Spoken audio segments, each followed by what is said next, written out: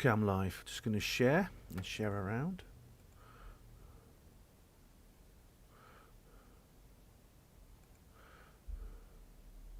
Okay, just let's see if I can make it the.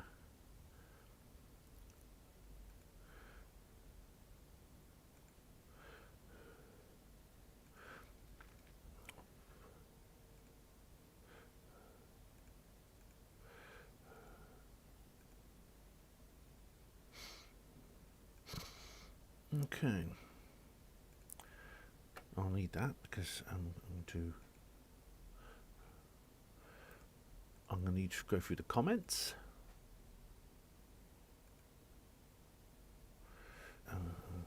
Hello, user one. How are you? Hello, Diego Rivera's here already. Brilliant. Let me just share around.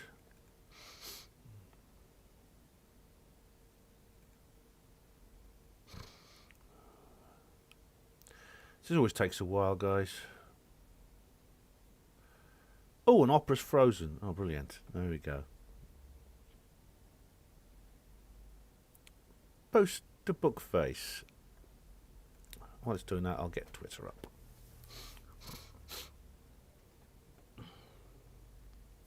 Post to Twitter. There we go. I might as well share it around the groups now I'm here. Guys, I hope you're alright. Just get as many people in. I'm just going to get as many people in from Facebook as I can by sharing this around. I don't know why you can't just have a list of different things you want to share on Facebook and just do it in one click. They don't let you do that. You have to do everything separately.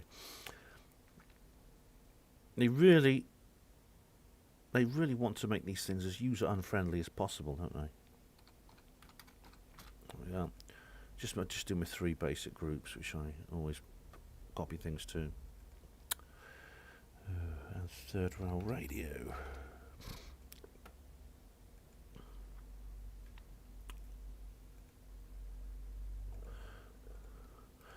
There we go. And there we go. So let me just whoops. I can see you guys in chat. I'll be joining you in a minute.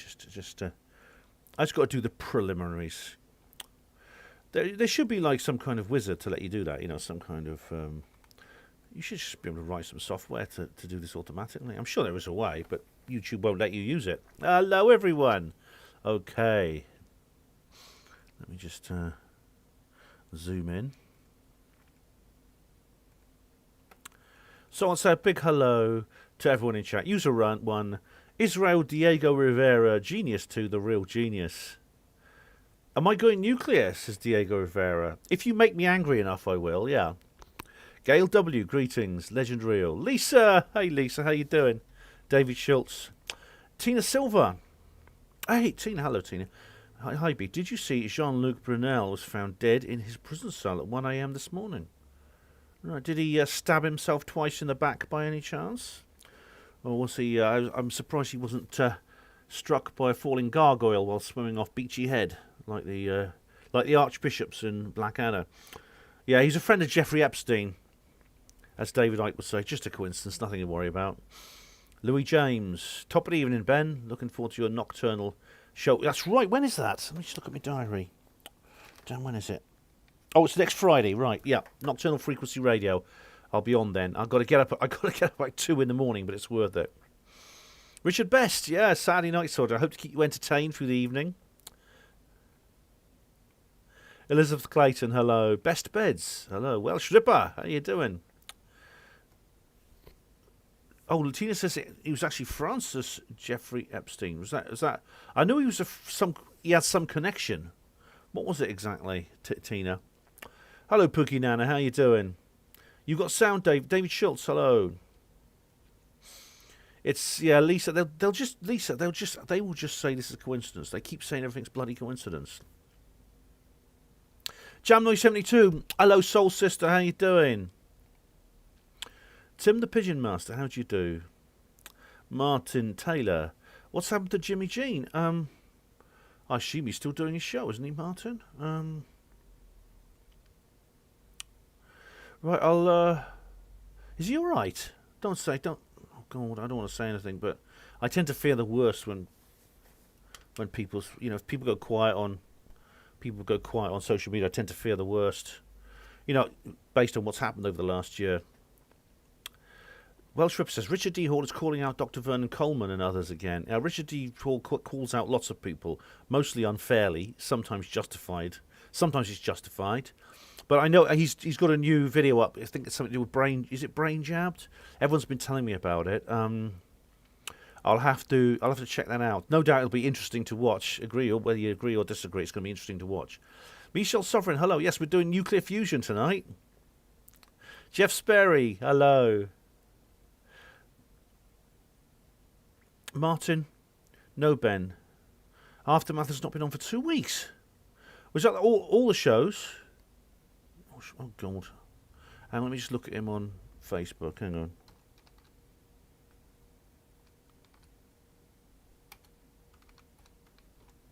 Where is he?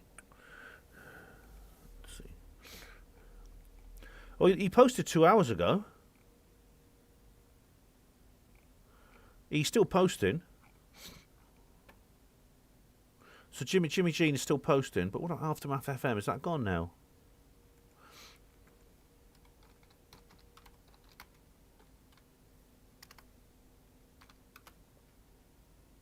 No, still there. It's still there on Apple. I don't know whether it's Apple. It's still up on all the apps. We'll find out anyway. I can't. I mean, I just don't want to. I hope he's all right though. But Martin, if Aftermath's gone down, then obviously there's a problem. Oh, Gail says Aftermath have pulled the plug on the radio shows with no warnings. Oh dear. Gail, I don't know why that is. Yeah. Oh, Tina says Brunel was arrested, deplaning from his private jet on his way to Africa and was held in prison awaiting trial.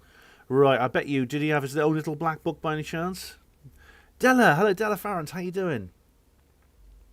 Marky boy, internet blackouts coming soon. We'll blame Russia. Yeah, I think was it the last? It was the end of lockdown live stream. We talked about what was going to come next. Do you know what I mean with the end of the lockdown? What's the next card they've got up their sleeves? Martin Taylor says, hello Teresa Walker, how do you do?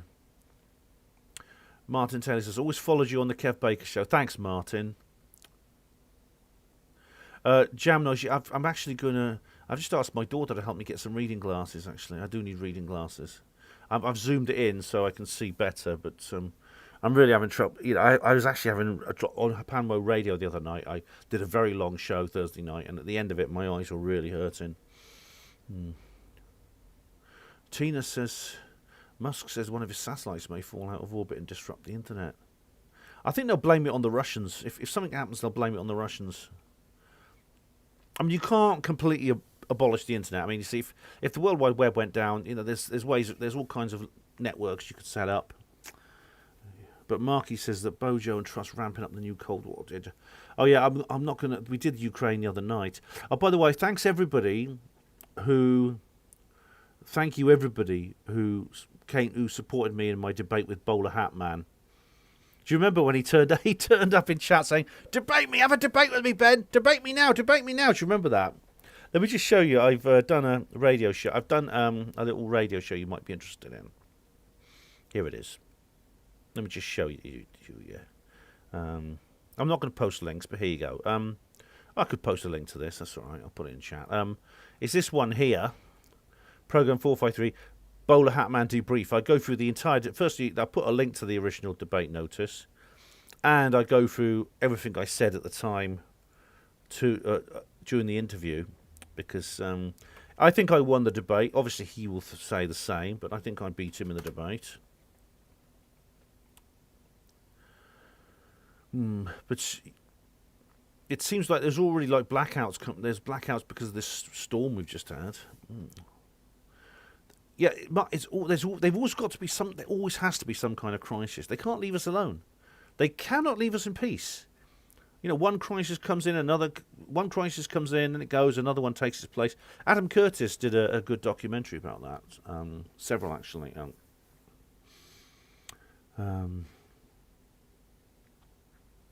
Della says the potential of internet blackouts has encouraged me to download all the old Mindset shows which are available offline entertainment. Well done, Della. Thanks. I've published them myself. I'm making little videos, which are based on. I'm making little videos of them, but I've already put them up as audio files. All the ones I was in. I know there's someone else who has every single one. I mean, there's so much. Gareth was broadcasting since the 1990s. I don't know if we'll ever get rid of it all, but yeah. Download something you do. It's always worth downloading things, don't you? Jeff says it's always the Russians, you know. I know, they seem to be doing. Like I said in my debate with Bowler Hat Man, they seem to be doing everything, don't they? They seem to be blamed for everything that goes wrong. And Michelle points to the awful things going on in Canada at the moment. Yeah. Well done. You got Marky's got some Canadian emblems. Great stuff. By the way, Lisa's doing a show on Tuesday, the Cry Freedom Show, which includes an interview with me, where we talk all about what's been happening with storms and everything else. Della says, I don't think anyone else has pre-episode 70 of the Paratalk shows. I put out a call for people, Della. I did ask people if you had any extra copies, if anyone had any like little private collections, whether they could like share them with us. Every time I did a Mindset podcast, I always downloaded a copy. It's a habit of mine. Every time I do a show, if it's on someone else's channel, I always download it, just in case. And it's just a habit I've got into, but I've always been glad I did it. Martin Taylor says, your show makes me chuckle. It's uplifting humour, even with serious issues. Thanks very much. Okay, guys, we're gonna go on to the subject matter now. I think we've got how many people are watching now? We've got 33 people watching, and it's time, I think, to begin the subjects of the. Darren says, please put her Panama Radio on iTunes. I should do, Darren. Yeah, I should. Yeah. Lisa just posted a link to her program. Do go there on Tuesday evening. It's going to be good. It's the first show of the. It's the first show of the year. It's going to be good on Crime Freedom. Tina's been watching Big Jet TV as well. Yeah, that's a big hit now, isn't it? Marky Boy says, I used to shout at my TV back in the day, and now it answers. Lol. Winston Smith, bend lower. Greg H, how you doing? Right, guys, you may have noticed there was a news story the other day, which I'm going to go into. Now, while I'm going for the lead-off, I won't be able to answer your comments. So if you've got any comments for me and you post them, I won't see them because I just got to concentrate on this. But this is from the BBC, the Brain Bullshitting Corporation. Major breakthrough on nuclear fusion energy. I'll show you the article here. Here you go. And this have a look at this is the 5-second pulse of light in the jet reactor. Have a look at this. It's amazing. I'll tell you all about it in a minute. But look, it's quite amazing to watch. Look at that.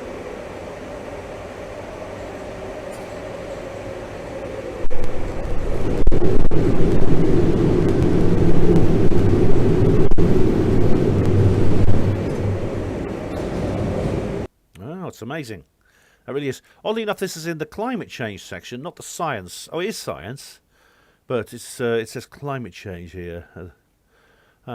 European scientists say they've made a major breakthrough in their quest to develop practical nuclear fusion. The UK-based Jet Laboratory, that's you know where that is. If you're a regular viewer, you'll know that I've been there with my Herpanmo TV camera. Twice, actually. I went there once just to do a little show, just to show you the place from outside. And I went on the tour. This is about the amount of energy that can be generated with nuclear fusion in these experimental reactors. These tokamaks, as they call. Tokamak sounds sinister, doesn't it? But it's always fascinated me, this. The experiments produce 59 megajoules of energy over 5 seconds, 11 megawatts of power. Not 1066 megawatts like Miles Johnston, just 11, but that's double that was achieved in similar tests back in 1997. That's 16 years. That's 26 years ago. But it's not a massive energy output, only enough to boil about 60 kettles worth of water. Oh, well, I'll keep me in tea and coffee for a while. But the significance is that it validates the design choices that have been made for an even bigger fusion reactor now being constructed in France. That's right, it's called ITER. ITER is being built in France. It's going to be like if you remember the video I did when I went to Culham, the 2 videos I did, especially the second one called Return to Culham. I talk about the JET, that's the Joint European Torus. That's the biggest fusion experiment in the world at the moment. I never got to see that, unfortunately. It was behind its closed doors. But I did go and see the mast. Now, the mast is... what does mast stand for? I've got to find out.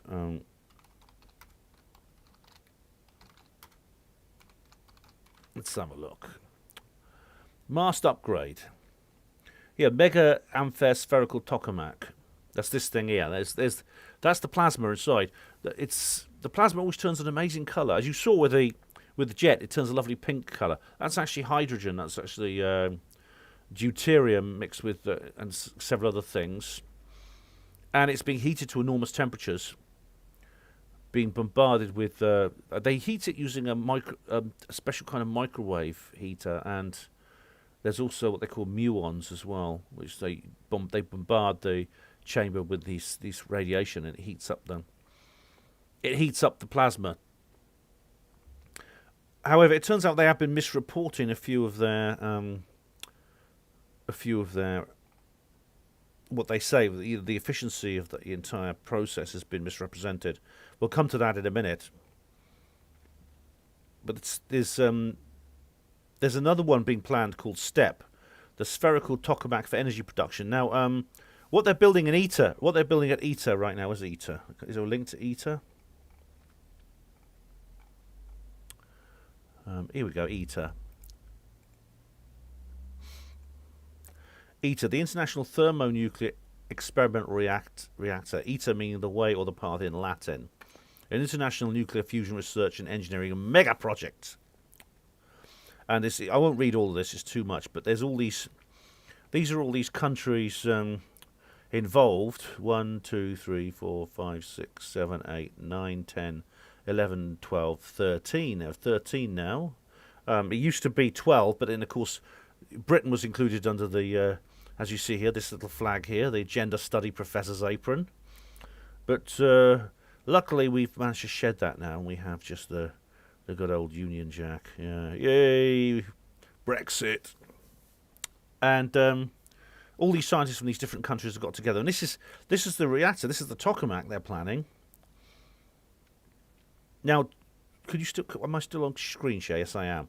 That is it. You want to know how big that is? That's a model there. You can see people in the background. But I think it's like I think it's 150 feet tall. Something like that. It's huge.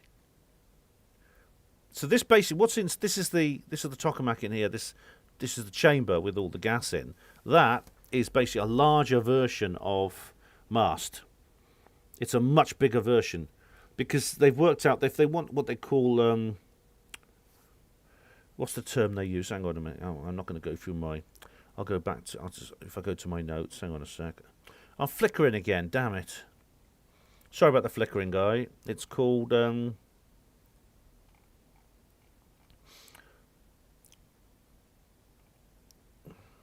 burning plasma. Yeah, so they want burning plasma. Now, burning plasma is a nuclear fusion reaction which is self-sustaining and generates energy, generates lots of energy. The way it works is within this torus. This is a huge chamber here where you put in the gas. It's deuterium, which is a very, very common substance. As I said in my my Martin Fleischmann video. I'm not going to put links to all these things, by the way. You can, I'm putting a single link. I'm putting a link to a single background article, which is basically my free energy portal, which you can all the relevant documents are linked from that, rather than me filling up the entire chat box or the entire description box with damn links. I did an article called Martin Fleischmann Dies, and I explained that deuterium is very, very common. For example, in my glass of dragon juice here, there's probably a milligram of deuterium in there. I think it's one in a million. So it'd be like a microgram of. Is it 1 in 1,000 or 1 in a million when it comes to water? But there's probably quite a bit of deuterium in that glass. Sorry about the flickering, guys. I'm going to get a new webcam. I've had enough of this. It is caused by the webcam. Let's go back to display capture so you don't have to put up with that. The deuterium is heated to around about 150 million degrees. It's the hottest place in the solar system, even hotter than the sun. It actually mimics artificially, it recreates the nuclear reaction in the heart of the sun. Hugo Rune's now going to start yelling at me. All right. If I'm wrong there, then I'm wrong. But it's the reaction that's supposed to be in the heart of the sun. If you're not Hugo Rune or Wal Thornhill or any other people, and the purpose of just checking I'm still recording. I am, yeah.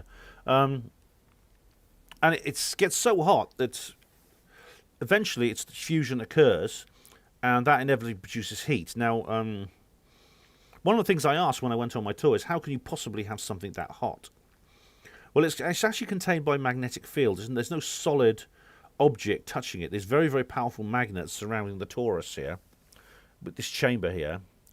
And the fusing plasma inside is contained by magnetic fields, because it is magnetic and reacts with magnetism. So it doesn't actually touch the sides of the chamber. Also, even though it's very, very hot, it's 150 million degrees. Like I said, very, very hot indeed, unimaginably hot. Within this giant chamber here, it's at ITER when it's built. It's the larger version of MAST at Culham, as I said. It's a vacuum. There's a vacuum, and the amount of deuterium gas placed into the vacuum is only about 10 grams, which means it's very tenuous indeed. In fact, the thermal impact of this, because the thermal impact is the amount of heat transmitted physically from a hot object, varies according to the density of that object, which is why boiling water will always burn you worse than a flame. It's not because the flame may be 2 to 3 to 4, 6, maybe 6 times hotter than the boiling water, which is 100 degrees centigrade, but it's not as dense. It's much less dense. Now, the gas in here is very tenuous, so even though it's 150 million degrees, you know, it actually wouldn't do much damage if it touched anything solid, because the thermal impact is about the same as, I think they said it was like just over the temperature of boiling water in terms of the thermal impact factor. But that's all you need. That's all you need, because then they have this thing called a blanket, which is a heat exchanger. You basically have a blanket which could be, basically that's where things get very conventional. It could be pressurized water. It could be some kind of it could be a lead bismuth, a kind of liquid metal, or it could be it could be even air. It depends on the type of reactor design. But when you get to that point, you're dealing with the same kind of heat exchangers you often get in nuclear fission power plants, conventional nuclear power plants, which are nuclear fission. Nuclear fission was the original nuclear power, which came about. It was designed after E equals mc squared was discovered by Einstein, and the bombs were created during World War II. Which then was also the controlled nuclear reaction using uranium, with dampening material inserted between, plates or rods of uranium to cool it down, so it didn't just blow up. It just got very hot indeed. This led to the generation of heat. Heat led to energy. This created the first nuclear power plant, which is what you see in all the power stations. In nuclear power, you see there's lots of nuclear power stations in the world today, but they don't have anything like this. They have a fission power plant with various isotopes of uranium, and this is used to generate heat using a heat exchanger. Usually pressurized water is very common, and this then runs through a secondary circuit, so it doesn't It doesn't transmit radiation. All the ionizing radiation created by the process, it doesn't transmit it to the outside world. This then runs through a turbine, which turns a dynamo, and that results in power. And this was immediately jumped on for the sake of the war effort. Indeed, the first challenge was to miniaturize it, to make it a very compact machine, so it could fit inside a submarine. Because the first practical use for nuclear power was submarines, because a nuclear-powered submarine can stay underwater much longer than a conventionally powered one. Because all those subs you see in the war, with John Mills, they can only dive for like a few hours because they're on batteries, and they have a diesel generator to charge the batteries. Nuclear subs can just stay underwater for as long as they like. But this, of course, there's all sorts of practical use, both military and civilian, for nuclear power. And but the problem is, of course, you get the nuclear waste and stuff like that, don't you? Now, I should point out that this what we're looking at here is not free energy. It never will be free energy. So it's not like the kind of things I talk about in other parts of my free energy portal. It's estimated the electricity bill. This is a complicated piece of machinery, so the overheads are going to be high. It does require raw materials, even though the raw materials can be found in water. It has to be processed. So in a sense, even though it is environmentally friendly, that's the whole point of it being environmentally friendly, as it says in this article here.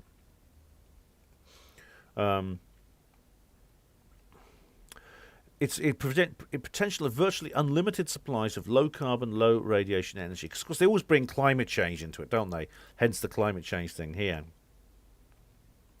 Though, interestingly, a lot of the greenies are turning against nuclear fusion because they say, oh, it's taking too long. They always say it's going to be in 10 years' time. But they said that I think the Culham Laboratory was founded in the mid-70s, and they said 10 years' time and we'll have nuclear fusion power.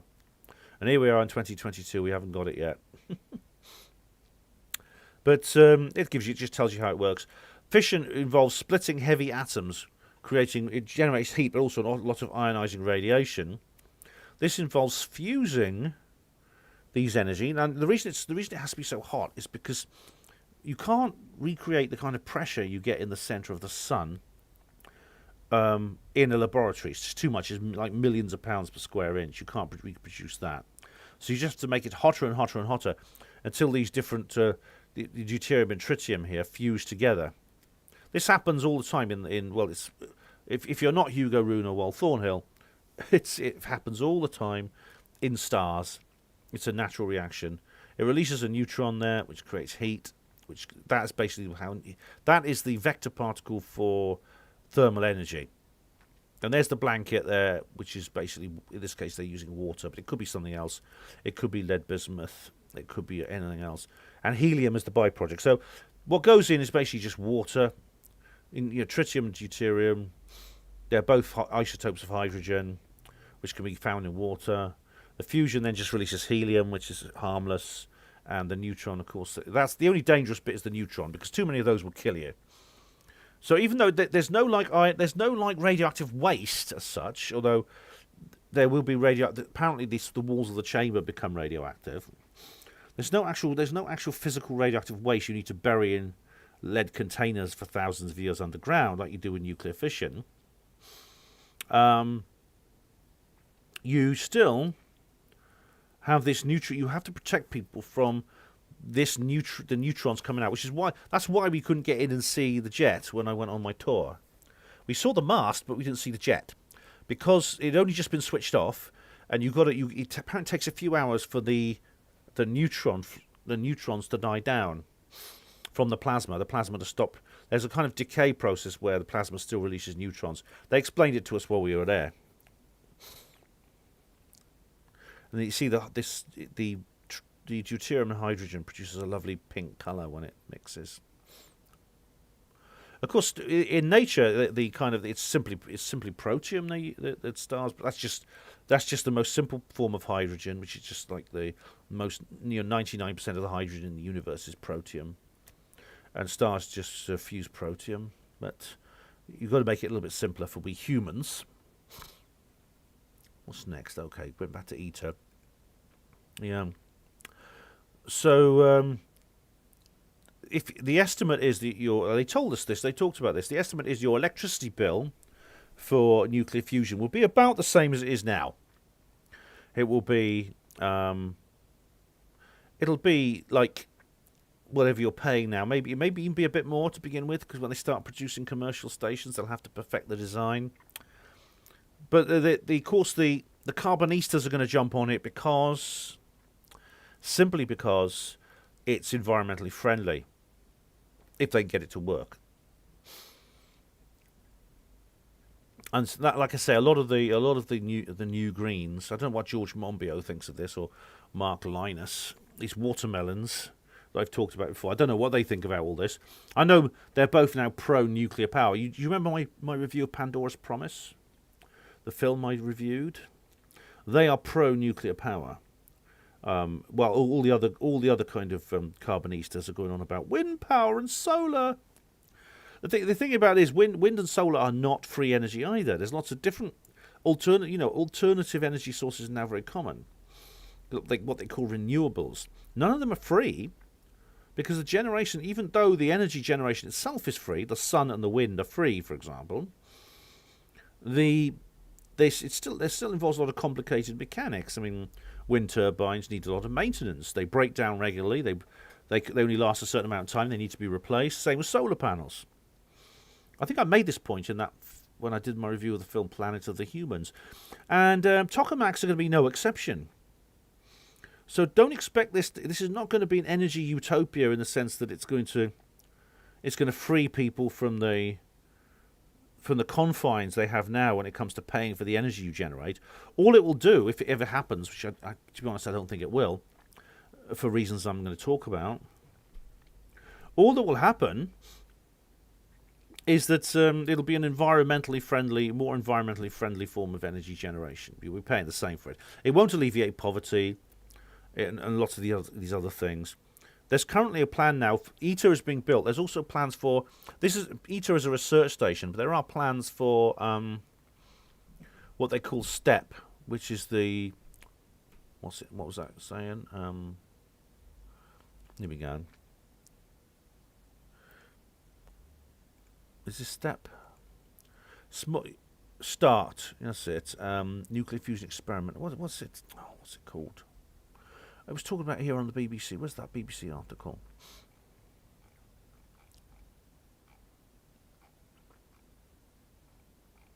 I'll sort this. Sorry, but I haven't got my notes quite right yet. STEP nuclear fusion. Here we go. I've got all the porn tabs shut. Yes, I have. Good. Here we go. STEP. This is the Culham Centre for Nuclear Fusion. This is the place. This is the place I. This is the place I went to. Here we go. Spherical tokamak for energy production. Ambitious program to deliver a prototype fusion energy plant targeting 2040. Yeah, it's this is like a. That's Liberace. He's back. Can you hear him? Hey guys, Liberace's back. Can you believe it? Hang on a sec. I can't believe it.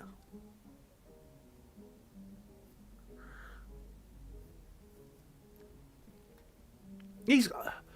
What? I'll have to go up there and say hello. I mean, I don't know where he's been for bloody ages. I've seen him around, but he's. Can you hear him? I used to moan about Liberace, but now he's back. I don't know. I kind of missed him.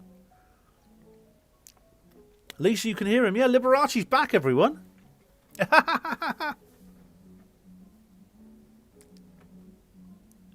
Anyway, guys, all right, yeah, that's amazing. We were just talking, weren't we, the other day about where's Liberace?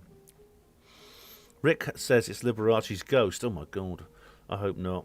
He's not dead. I saw him just last week.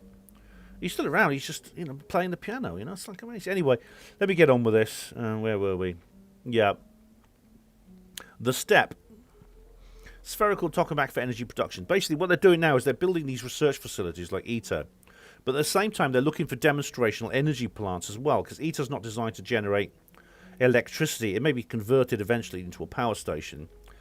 But they're now desperate also to deliver a prototype plant for energy production, not just research.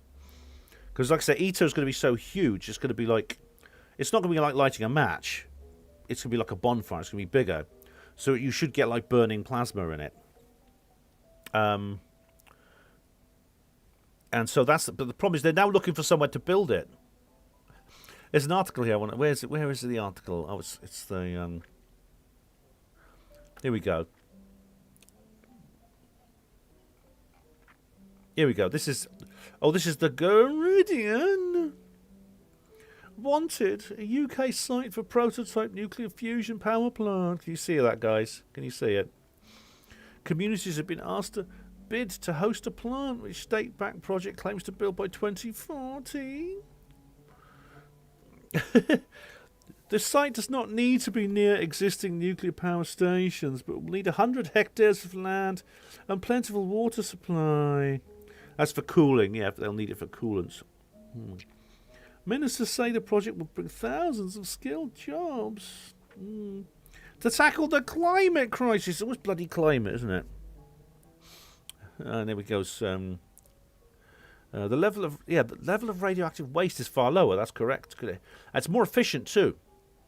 The hydrogen isotope, deuterium and tritium, they are then the actual energy you get out of them compared to what you get from uranium is much higher. I think it's about 1,000 times. If you take into account volume or mass, it's about 1,000 times more powerful. And here we go. I'm not going to read all this. I can't do the Guardian voice all the time. And they're looking for a place. There's 220 million pounds. They're going to need much more than that.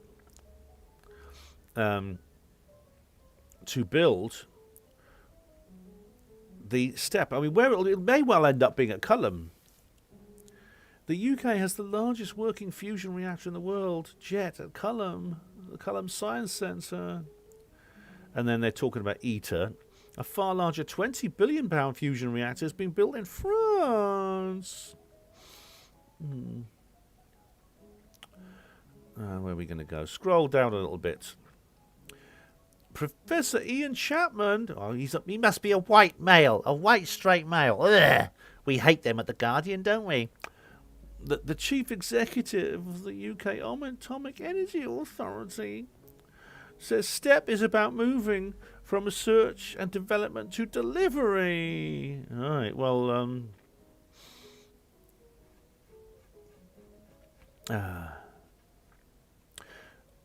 it says here, this is weird. The UK is a participant in ITER due to its membership of Euratom, but it will leave the group after Brexit.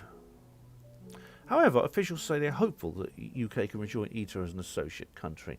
Well, when was this bloody... How old is this article? December 2020. Oh, I see. Right. Well, that was just after Brexit. That was Brexit. Wasn't Brexit was January of that year. But it's still there on ITER. And that's coming later, First Light Fusion. Where is it? Hang on. Just going to go and find the right notes. Oh, here it is.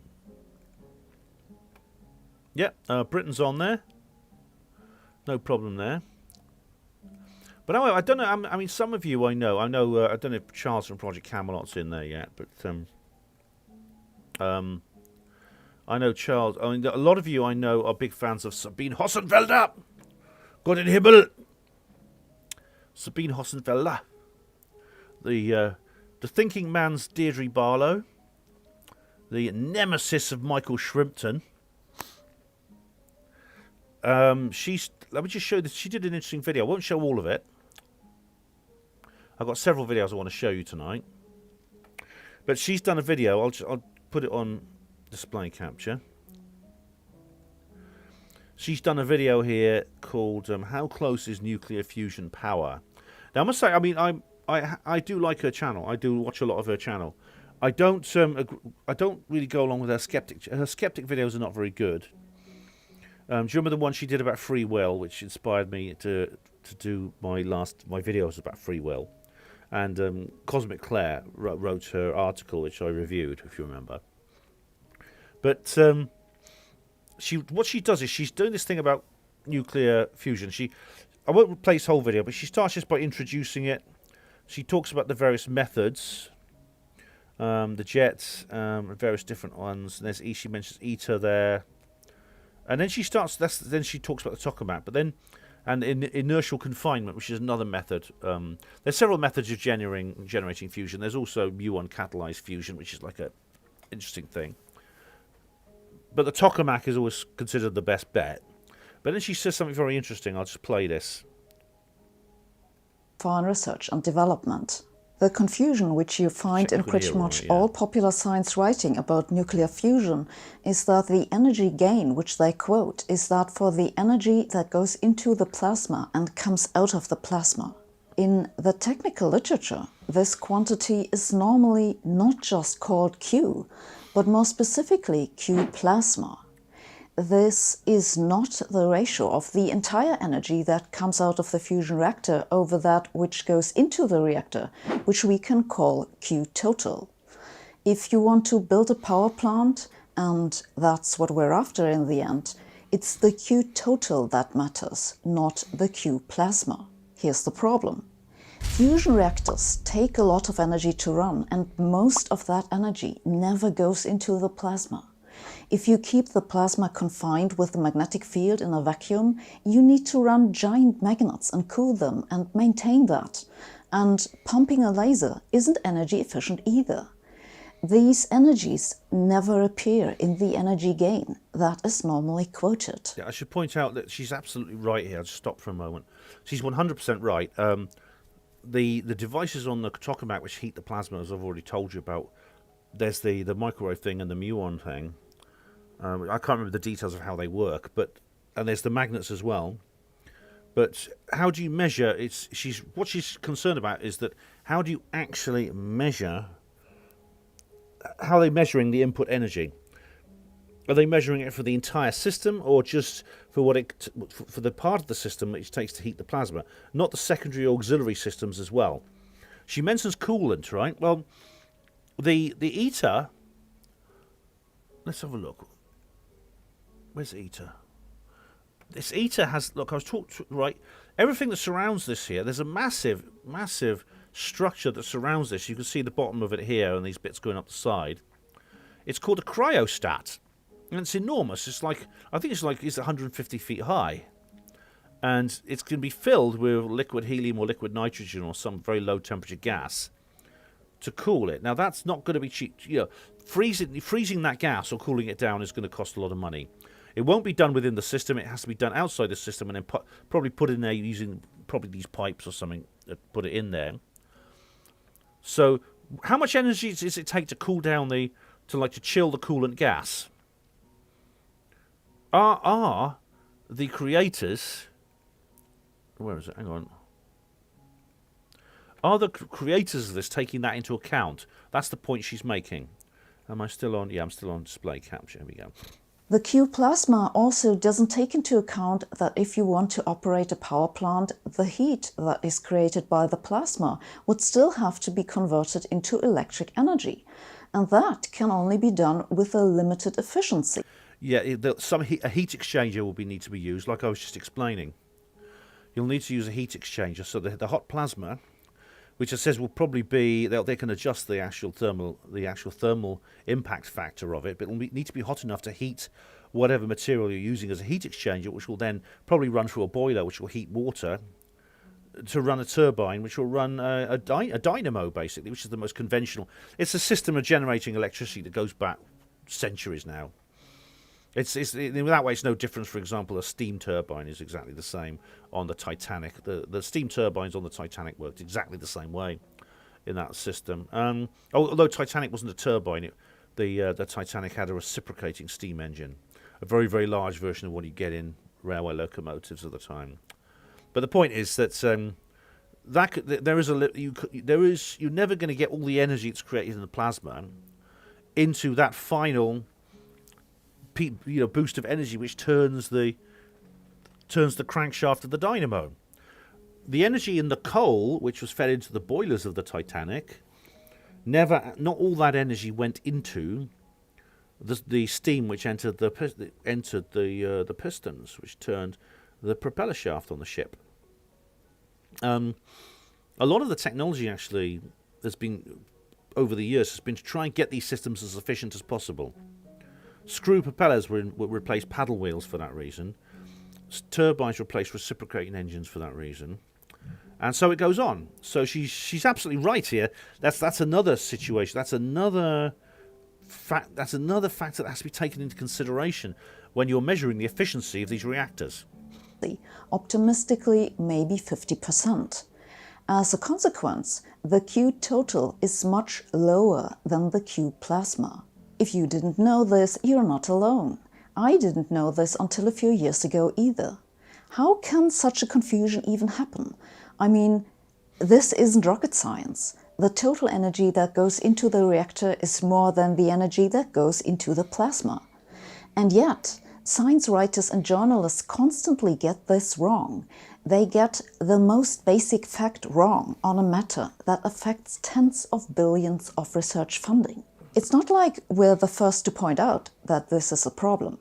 I want to read you some words from a 1988 report from the European Parliament, more specifically from the Committee for Scientific and Technological Options Assessment. They were tasked with establishing criteria for the assessment of European future. Okay, I think we get the message. We don't have to go into the details right now. It's yeah, very interesting lady, Sabine. Even though she does have this little glint in her eye, which sort of says to me, I want to invade Poland. But still, very, very interesting lady. And I think what she says there is absolutely right, and that has to be taken into account.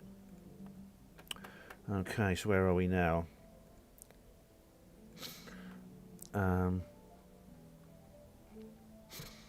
Just going through my notes.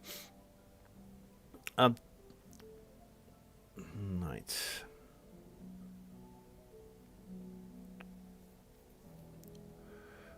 Interestingly, there were other sources of fusion in nature, not just the sun. I didn't know this, right? But there's something called the pistol shrimp. I don't know if you've heard of this. The pistol shrimp is a creature, a sea creature that it has these little pincers, and it flicks them shut very quickly. It goes like that. Oh, I'm back on video. Just checking whether I'm screen. I don't think anyway. Hello, Crafty Nihilist. Hello. Hello, Peaceful Warrior. How you doing? How you doing? It's actually uses it to stun its prey when it's hunting, but also it can also stun an enemy. It closes its pincers so fast it creates a shockwave. A shockwave that creates fusion, and the shockwave is so powerful that some people are claiming that it might actually generate a vacuum bubble. It's called cavitation, this shockwave. Basically, you create a vacuum bubble in water, which always leads to some kind of loud noise and a shockwave. In fact, it's one of the largest sources of noise in the sea. Let's have a look here. Hang on. Let's see if I can find a pistol shrimp.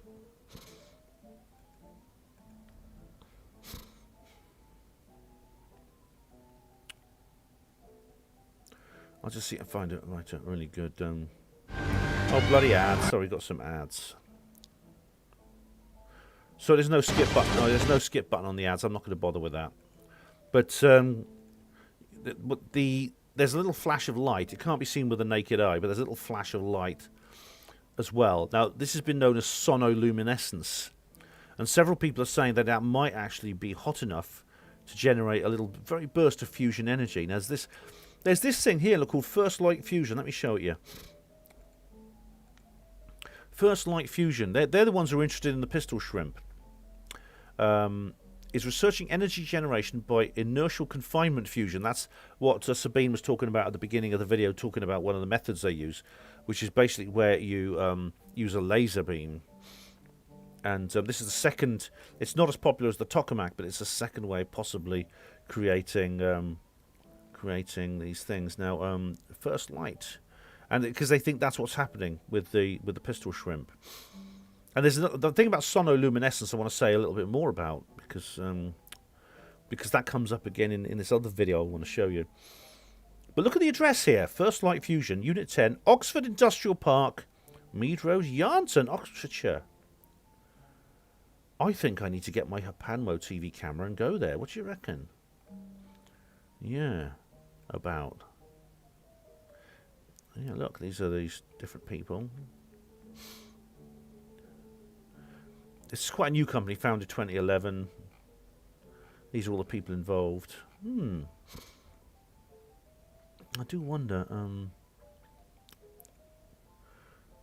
So there's a lot of promising stuff when it comes to this sort of thing. Let me just get rid of some of these notes I don't need anymore. Now, there's something called cold fusion, and that was actually something. What happened was, I don't have any. There's too much here to talk about. But I mentioned Martin Fleischmann earlier on. He was one of the people. He and Stanley Pons, in 1989, made an announcement that they had discovered how they could produce nuclear fusion remarkably similarly, without hot temperatures, using simply an electrolysis experiment they were doing with deuterium. They basically put a palladium cathode into deuterium, and they ran electric currents through it. Now, this is schoolboy science. I used to do electrolysis experiments like when I was a kid at school. You do them in the science class. It's very, very simple.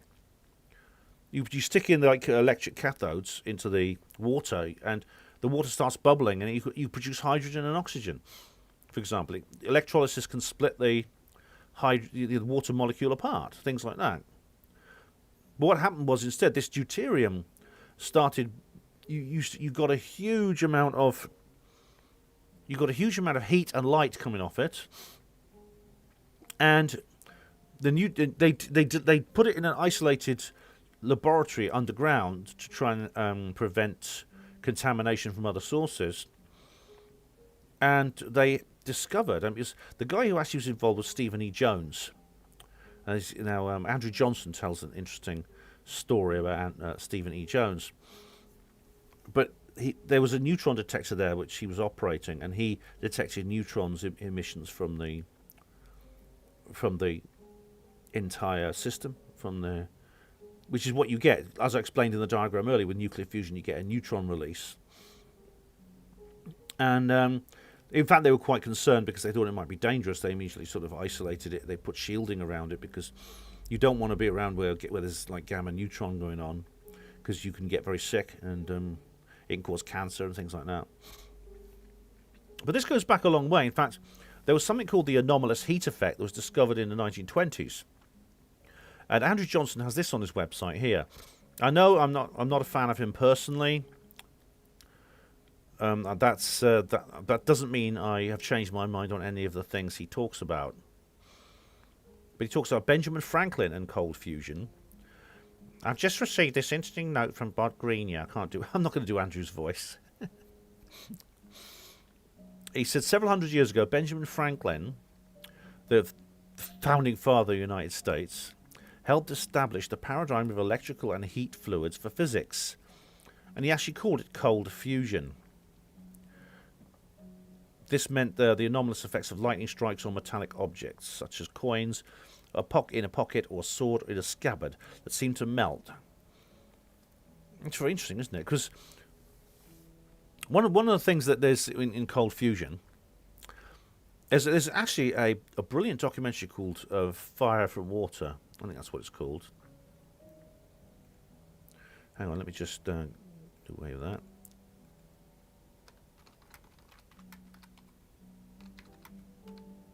Here we go. Videos. Yeah, it's a 1998 documentary. Oh, ads. Sorry, it's bloody ads. Sorry. Starting an on. So there's too many ads these days on. No, Oh, anyway, here we go.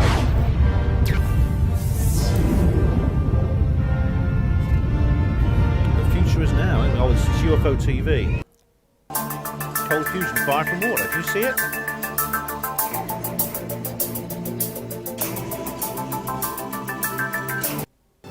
In the late 20th century, wars have been fought to preclude them from heretofore unknown nuclear-like reactions. Professor Fleischman there. Look who's that. Look the host is. James Doohan. Beam me up, Scotty. Yeah, he's this.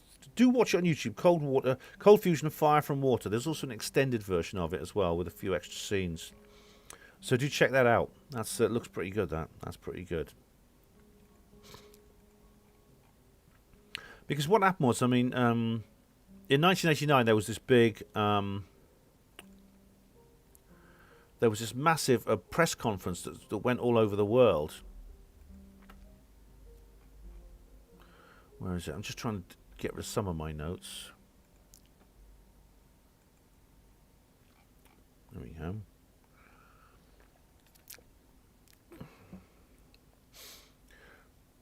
The most famous cold fusion claims were made by Stanley Pons and Martin Fleischmann in 1989. After a brief period of interest by the wider scientific community, their reports were called into question by nuclear physicists.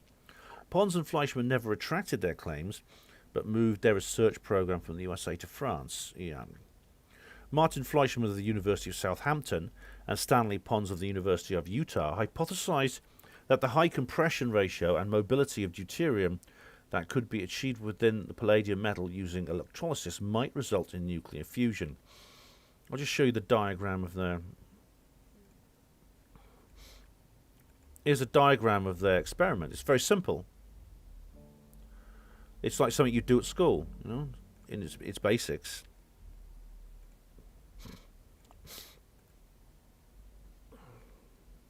It just talks about the details here, and then it says in mid-March 1989, the teams. It talks about. Let me just mention the impact of Stephen Jones. In 1988, Fleischmann and Pons applied to the U.S. Department of Energy for funding towards a larger series of experiments. Up to this point, they've been funding their experiments using a small device built with $100,000 out of pocket.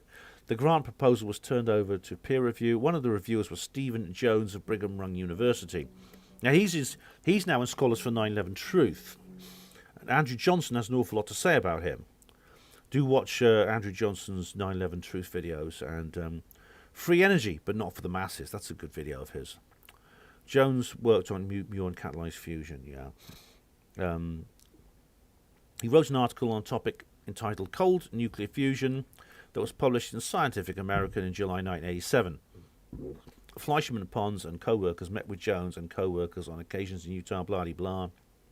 Fleischmann and Pons described their experiments as generating considerable excess energy in the sense that it could not be explained by chemical reactions alone. They felt that such a discovery could bear significant commercial value, and would be entitled to patent protection. The team agreed to publish their results simultaneously, which means Jones was measuring neutron flux, which was not of commercial interest, to avoid future problems. Yeah, it seems that Andrew talks about this in more detail, but it seems that Jones was involved in the March 1989 press conference. So in a sense, they bypassed the usual chain of peer review and decided to approach the media prematurely. This has been a big criticism of theirs. In mid-March 1989, both returned research teams were ready to publish their findings, and Fleischmann and Jones had agreed to meet on the 24th of March to send their papers to Nature. Fleischmann and Pons, however, pressured by the University of Utah, wanted to establish priority on discovery. Anyway, blah-de-blah-de-blah. The announcement drew wide media attention, but the 1986 discovery of high-temperature superconductivity made them more open to revelations of unexpected scientific results. Many scientists were also reminded, blah-de-blah. The announcement of a purported new clean source of energy came at a crucial time. Adults still remember the 1973 oil crisis and the problems caused by oil dependence. Anthropogenic global warming, well, yeah, of course. The anti-nuclear movement, strip mining, acid rain, the greenhouse effect, and the Exxon Valdez oil spill. This was a huge oil disaster from an oil tanker in Alaska.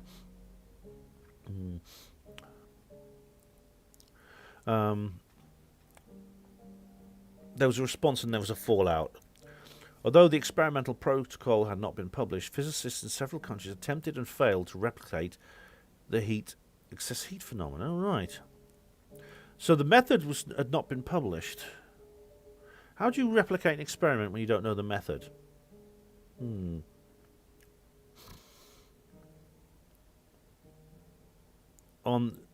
April, a group at Texas A&M University published results of excess heat. There's actually a video I want to show you, actually. Where is it? Here we go. Now, this is a video called Horizon, an experiment to save the world. It's from the BBC. Yes, of course. The good old BBC and C. And I won't show it all. I just want to show you. It's centered around this guy. Then he has found a revolutionary new way to fuel your car that would ensure that 10 billion people over the next 10,000 years would not have to worry about producing. This is Russi Talyakan, scientist. Now, what's happening? I won't show you the scenes because this whole thing is 48 minutes long. But he manages to create what he thinks is nuclear fusion using sonoluminescence. It's similar to the thing to do with the shrimp, the pistol shrimp. Energy. But others accuse him of bad science and say his work threatens to bring back the ghost of one of science's most notorious episodes. It has blown up into one of the biggest scientific controversies of recent years. For everybody, that would be the ground. Global economy. He sounds like he's a genuine guy. Listen to what he says.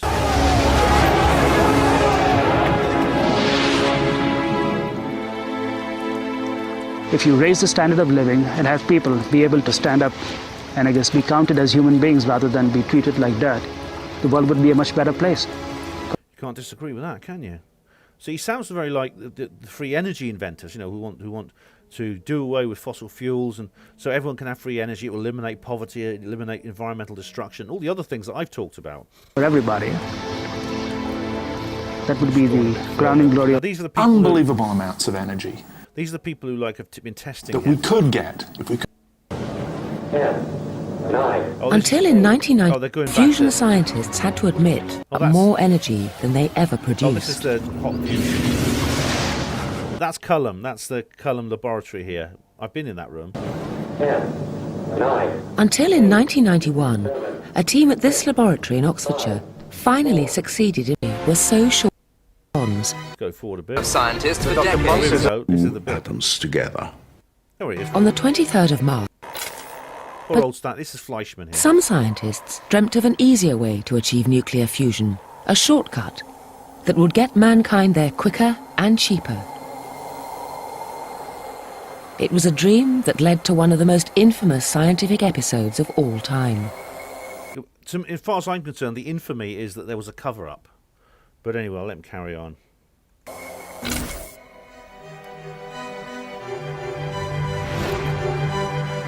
On the 23rd of March 1989, Professor Martin Fleischmann made the most extraordinary claim. That he and a colleague, Stanley Pons, had discovered a simple way of doing fusion that didn't seem to cost the Earth. It was called cold fusion. Well, the belief is that in order to create fusion, we have to But this is actually much later. This was, I think, 2008. This was made. This is many years after the previous episodes with Fleischmann. slam two atoms together. Bang! We have to slam them together, and that has been the background to the attempts to create hot fusion. And what we were saying is, no. It may be that you can achieve fusion under much milder conditions. What they had done seemed truly revolutionary. They had taken a test tube of the fuel for fusion, a type of hydrogen called deuterium, passed a simple electric current through it, and made the atoms fuse together. Nuclear fusion seemed to be happening almost effortlessly in a test tube, and it caused a sensation. Two scientists are claiming a breakthrough in the production of energy by nuclear fusion, the same process that powers the sun. It's been a dream of scientists for decades. Dr. Pons is an instant celebrity here. Pons and Fleischmann became household names as the idea of a cheap solution to all of mankind's energy problems caught the world. So I just want to go back a little bit and just... Where is it? Effortlessly, in a test tube. Two scientists are claiming a breakthrough in the production of energy by nuclear fusion, the same process that powers the sun. It's been a... Who's that? Is that Ning Lee? I just want to take a screenshot because she looks a bit like Ning Lee. Just taking a screenshot there. I'll go and look. I'll check that later. I'm not going to do this now. That's actually part of the... dream of scientists for Dr. decades. Pons is an instant celebrity here. Pons and Fleischmann became household names as the idea of a cheap solution to all of mankind's energy problems caught the world's imagination. The rest of the scientific community... I hope I'm not getting some kind of... Oh, I'm just going to check. I haven't been cut off for doing... What is it? Because they'll say, oh, I'm copyright and things like that. I'm playing someone else's video. Could I turn it up? Could I turn it up? Is it not very loud? Sorry, guys. Hang on a sec.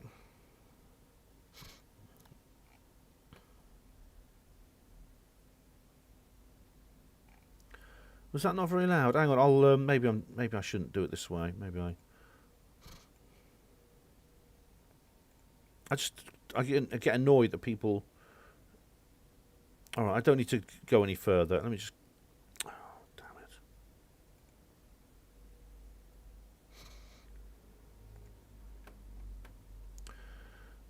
it. It's very loud. Okay. Is it too loud? Oh, sorry, it's too loud. All right, I'll try and lower the volumes a bit. Don't turn it up. All right. Oh no, it's sarcasm. All right, guys. Hello, TK.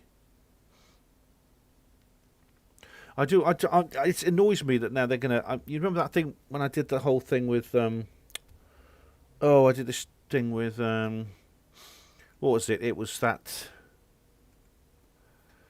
It was Utopia. I'm quiet on the video, Crafty. Okay. Hello, Woody Black. Hello, Crafty. How you doing?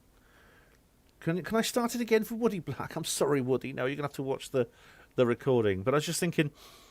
All right, what I'll do is I will, because I played that clip from Utopia and I got a bloody third-party strike, didn't I? And the thing is, if you get a third-party strike on your live stream, you end up with they cut the fucking feed, don't they? They cut the live stream off. Oh. I'm going to play the bits I want to play on this. Sod it. I'm recording this anyway, so if they cut it off, I'll just be on the Alt Tech exclusives. Quickly scrambled to catch up with Pons and Fleischmann and repeat what they had done. Any scientific process ought to be able to be reproduced exactly. Okay, we stop it there.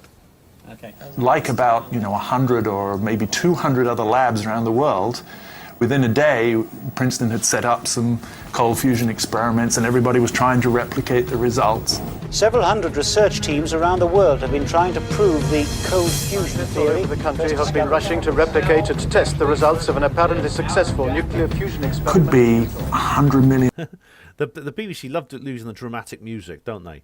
They love building you up and then knocking you down. I'll say more in a minute. $1 worth of research was done in a couple of weeks. Right, in terms of all the people's salaries that were paid for that time, all the people who are thinking about it, all the people who are trying to reproduce it, all the people who are spending their time carefully reading the paper and trying to understand it. The world waited expectantly to see if the results could be reproduced.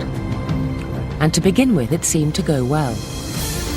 Scientists at the University of Texas say they've repeated the experiment which claims to create nuclear fusion at room temperature. 109, okay. This morning's pictures from the Texas University showed energy and maybe history in the making. Minus 3.144. The key was tiny particles called neutrons. Whenever fusion happens, neutron detection is at extensive tests say there's no evidence that it works. Leading atomic science. Okay, I'll just fill you in here. Basically, they're talking about neutrons. Now, neutron detection is they're saying what they want to do is they want to separate background neutrons, because neutrons are filling the area all the time. The atmosphere, the space, there's neutrons continuously around us. They need to separate the neutrons from the experiment and neutrons on the background. And the claim is that they couldn't.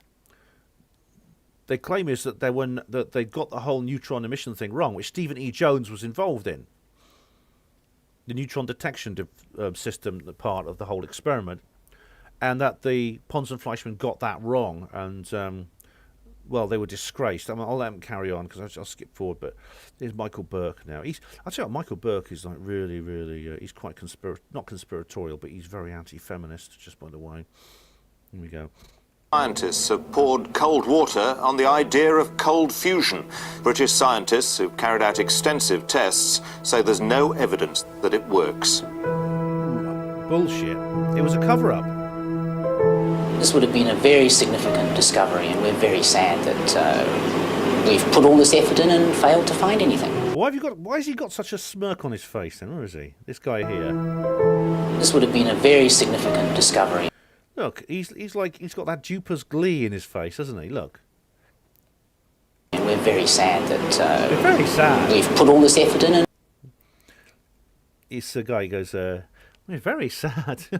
We put all this effort in. It would have been a wonderful discovery. Yeah, it's like Joe Cox's sister at the funeral. Do you remember? Anyway, what happens is Taliakin comes along. To cut a long story short. Taliakin comes along, that guy I showed you at the beginning, Russi Taliakin, and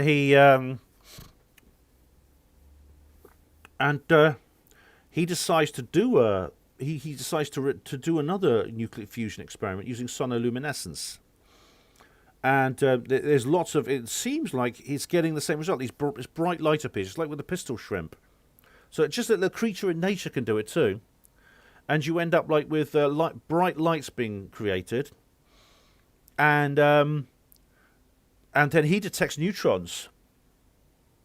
He detects neutrons, but then there's a to and fro, and there's a massive backwards and forwards within the whole scientific community about whether Taliakin was right or wrong. There's these other people who are interviewed here. They sort of pour cold water, to use their terminology, on all of Taliakin's experiment. Taliakin hits back. There's several publications, and in the end, guess what? BBC Horizon decide to step in and solve the matter once and for all.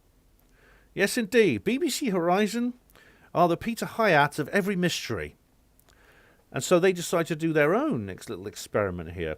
I don't know how much of this I'm going to bother showing you. Let's go forward a little bit here. Report. And a couple of months after Russi Taliakin's paper, this was... Oh, ads. There's a bloody ad. There's no skip button. But basically what happens is they get the BBC assign... They assemble their own scientific team to test Taliakin's experiment. Now, Taliakin, they invite him to take part. He doesn't take part, and they make a big deal about this. And it's because he feels angry. He believes he was mistreated by these other scientists, Seth Putnam and people like that. It was a damning conclusion. No. Oh, more ads! Oh, bloody hell. I should just download... I have downloaded a copy of this video. I can't remember where it was. More bloody ads. I'll just wait for the ad to go away. It's a 20-second ad. To be from fusion. Okay. Given off. To look at the data and Scientific principle is at stake. The principle of reproducibility. Nothing is too wonderful to be true that it can't be reproduced in another experiment. And this is what distinguishes science from religion. If Rusi Taliakin's results cannot be reproduced independently, the claim could suffer the fate of cold fusion. Well, professionally, it would be. I'm really warm to him. It would be difficult to live with. But on a personal level, I don't care. He sounds genuine to me. I like him. I get the feeling this guy Taliakin. I get the feeling that he's actually doing this because he really does want to change the world and make it better, make it a better place. Fusion, one of the holy grails of science, may finally come within reach, and the Nobel Prize would surely follow. For Rusi Taliakin, if not for Horizon. So we've assembled the best experts to try and sort it out. Seth Putterman, the man who first realised the potential of sonoluminescence, will run the experiment. Whilst back in the UK, a team of leading experts will scrutinise the experiment and analyse the results. Guys. Professor Tim Mason from Coventry University, It's a bit loud. I'll turn it down. an expert in sonoluminescence. Dr. Nigel Hawkes, Just checking it's not deafening people anymore. Okay. I think everyone's all right now.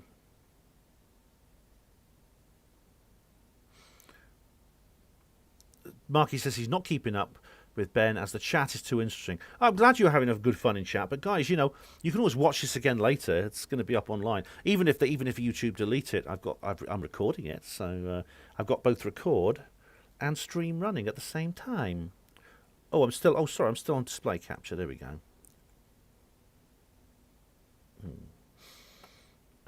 Okay, so it's not too. So, Mr. Gray, I'll answer your. I know you've written to me about this. I think about Chris Mellon. I'll sort that out later. So that's off topic. But anyway, guys, let's go back to the video.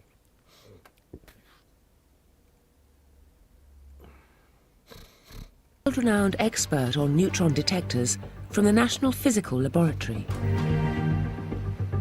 Dr. Mike Laughlin from the UK Atomic Energy Authority, an expert fusion neutron hunter brought in to check the neutron data. And Professor Kathy Sykes to help cut through the technical jargon. We even invited Rusi Taliakin to come to the laboratory and check Seth Putterman's equipment. But he declined our invitation on the basis that in the small and competitive... No, this is where they really demonise this guy. They make him out to be some snotty curmudgeon. ...world of fusion science, he did not feel comfortable with Seth Putterman's group. I would help out anybody who I felt comfortable with. I would, but I've got to be comfortable with that particular group. Why is that? Because it's not just science. I will not answer that question right now.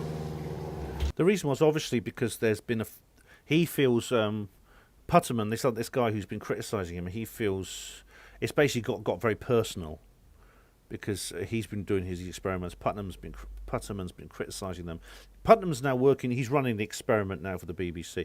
So obviously this has gone personal, as these things often do, and that's why he doesn't feel comfortable. But the BBC, I think, they misrepresent this guy in this programme.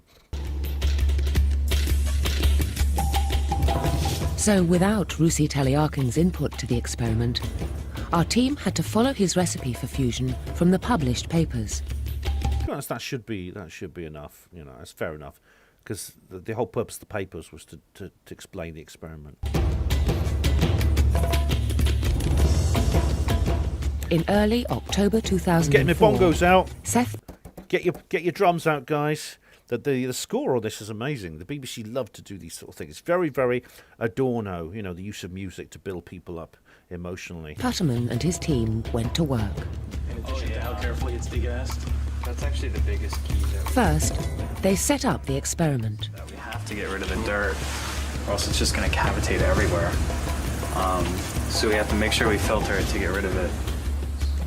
They started with a liquid in which the bubble would be created, a liquid called acetone, to which deuterium, the type of hydrogen needed for fusion, was added. And so we have to make sure we filter it extra well. After this, I'm going to go through some of the comments under this video because there's some damn good ones. It was treated to remove any excess gas that might prevent the bubbles getting hot. Now what comes across here? Carry on, that one. Was installed. Forward wind a bit. Right. Oh, this is the important bit. They got a neutron detector that's more accurate. That's where they reckon Talyakin went wrong. Even though he did improve his neutron detector in his second experiment, they say no, it was not good enough. There we go. Using this, Seth Putterman would be able to record any fusion neutrons at the exact moment, the very same nanosecond as the flash of light. Yeah, they're claiming that Talyakin made the mistake of he confused neutrons emitted by the experiment with background neutrons, so he got the neutron reading wrong. That's their hypothesis. If there were any there at all. If there were So just to be clear, that we can really compare the two experiments. Because of the specialised nature of the equipment, not everything could be identical. So we asked our UK experts to scrutinise whether minor differences in equipment were likely to prevent fusion. Oh, it all sounds so above board. One classic difference, which is the source of the neutron. They're doing everything, really. This is like the skeptics. It seems good on the surface. It always looks watertight on the surface. You have to look underneath it. Anyway, I'll come to that in a minute. The energies are different. The source produces lower energy neutrons. Now, would that matter? Not according to Talyakin, because in his first paper he said he got this effect. The neutron generator got a clean bill of health. Is the sound wave that he's applied just the same? Slightly different frequency? Yeah. Minor. I don't think minor difference. You don't think that would matter? No. Okay, so... And so, our experts were convinced that the recipe for fusion laid out in Russi Talyakin's published papers had been followed as closely as possible. Confident that he could reproduce Russi Talyakin's vital scientific conditions, Seth Putterman went to work. So if we got the deuterated acetone in the cell? Everything degassed just well. So we're cooling down now in order to get to 0 degrees? Yeah, we're getting there. We're at 7.5 degrees. And Brian put the source in? Yeah. Yep. Ready to roll. Let's get the data. Let's see what we can find. Yeah. Oh, yeah. This is the On drum beat. October the 7th, 2004, the test chamber was sealed. Here we go. The sound wave started. Are you at the edge? Are you on the edge of your seat, guys? Was underway. Are you all on the edge of your seats? In 2 6-hour runs, spread over 3 days, sound waves bombarded bubbles inside the flask. And the neutron detector did its work. There's another bloody ad searching coming for up. neutrons in the same nanosecond. Oh, here we go again. There's a skip button this time. It's no. I'm so excited. I can't. No, thank goodness, it's a skip button.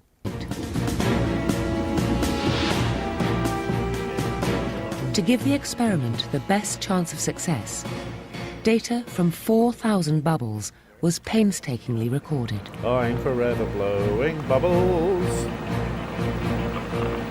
It looks like a really good resonance. It's good.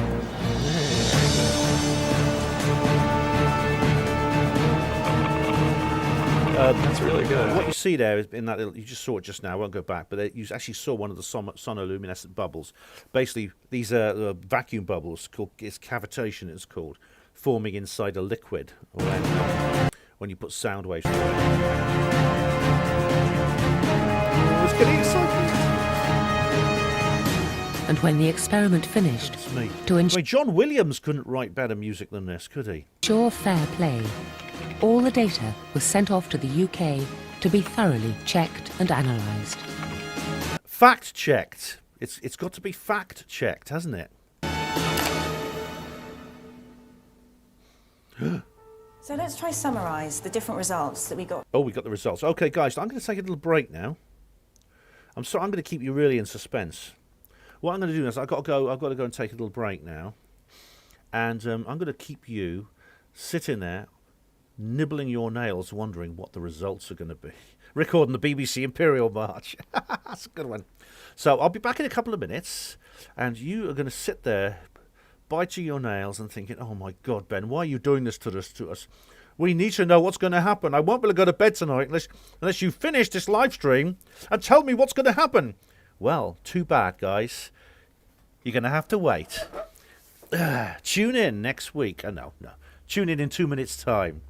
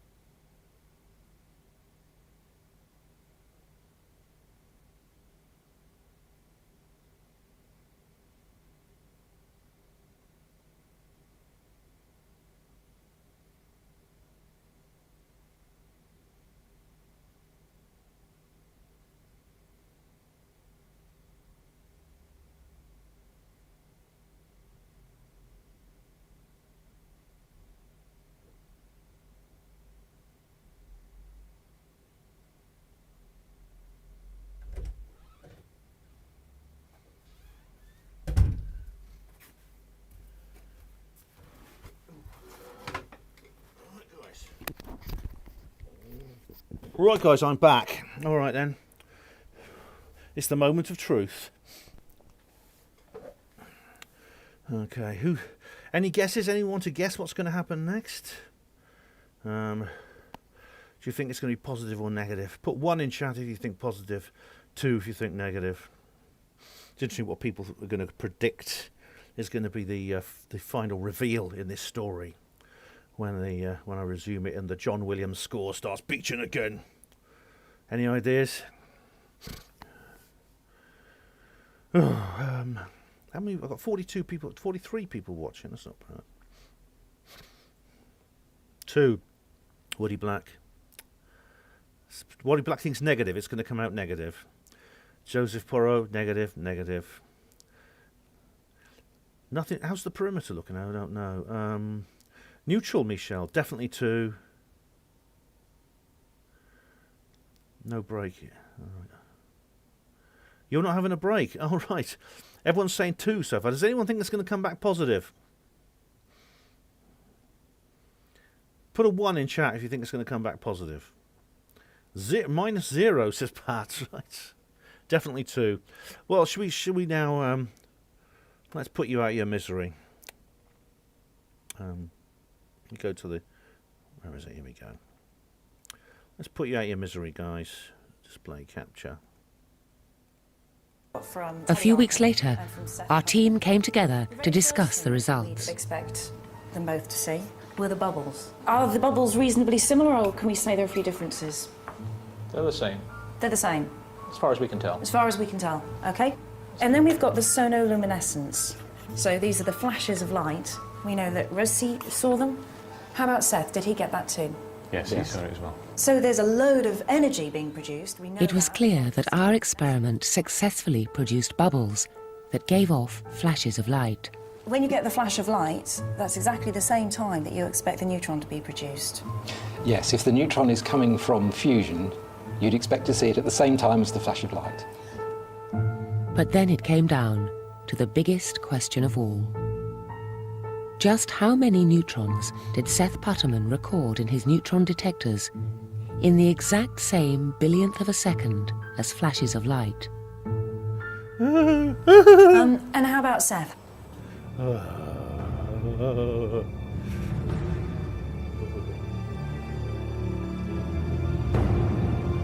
None above the background. None. None at all.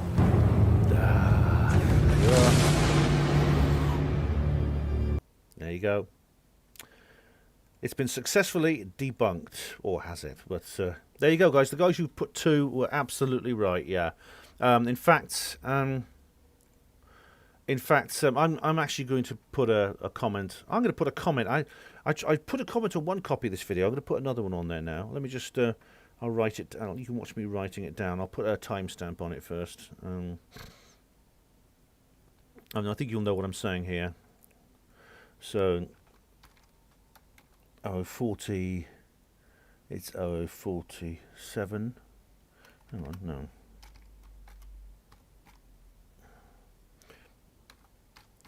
I'll say, I kind of guessed that. I kind of guessed that if the results had been anything. Oh, sorry. I can't write properly. Can you see me all right? Can you guys see what I'm doing? You can. Okay. Anything other than negative, this program would never have been produced. Exclamation mark. I kind of guessed that. If the results had been anything other than negative, this program would never have been produced. Nobody does propaganda and cover-ups like the B, B and C. I loathe the way they portrayed how do you spell it? I want to get his name right. Taliarkan. I think that's right. Hang on, I'm just going to check the spelling of Taliarkan's name. 1 sec. I wonder what he's doing now, this guy. Hang on. Okay, it's Taley, Ark and Han. Okay, 1 sec.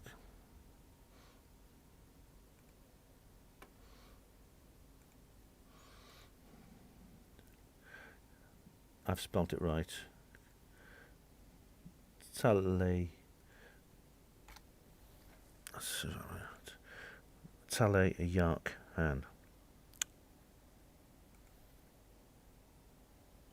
They portrayed Taleyarkan. Back to screen share. As a curmudgeon. Can you spell curmudgeon?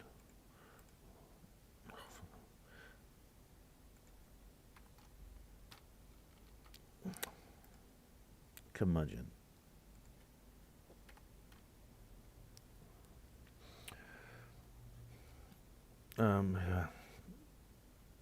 Nobody does propaganda like the BBC, and I'll just put another sentence here. Free energy once again covered up. There we go. That's my comment. I put this comment or one very similar on another version of this video. Now I just want to show you some of the other comments on here. Oh, good, I haven't been blocked. There's some really good other questions on here. Where is it? But anyway, this is like it does. I don't think it's really not fair, and it's but it does remind me a little bit of the Peter Hyatt thing. It really does. You know, there's a controversy. Let's have Peter Hyatt. Things like that. There's some really good...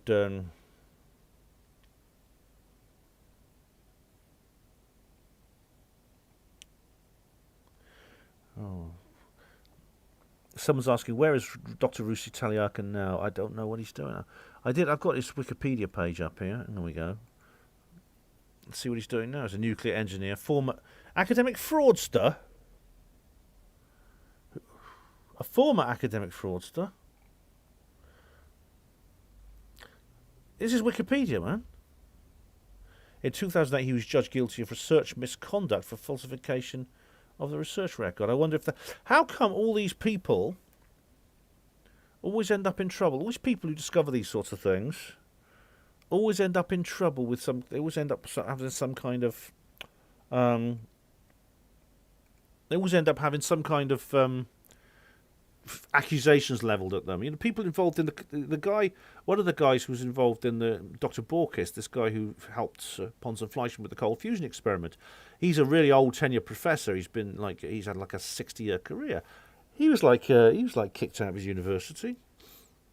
Is it because they're actual fraudsters, or is it because they're being punished for deviating from the cover-up? And people say a cover-up is not possible.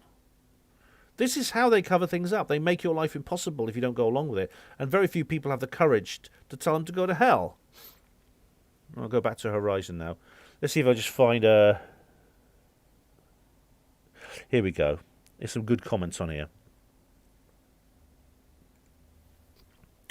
Fusion will be set to fail when it comes to free energy. Yeah.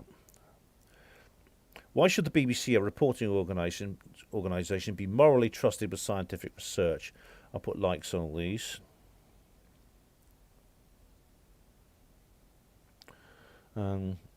Putter sabotaged the neutron generator. I don't know about if that's true, but it wouldn't surprise me. He won't be if he commits scientific fraud, Putterman, because he's promoting the parliamentary establishment line.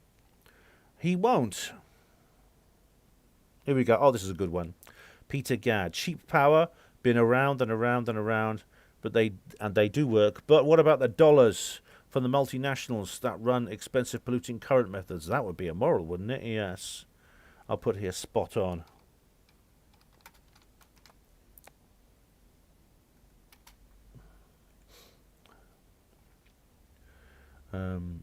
This is misinformation. The keyword fanfare and closely. Yes. Yes, you can. I say you can tell by the language. You can tell by the language. Yeah, you're absolutely right. I don't want to add anything to that. So that's the end of that. That's that sorted.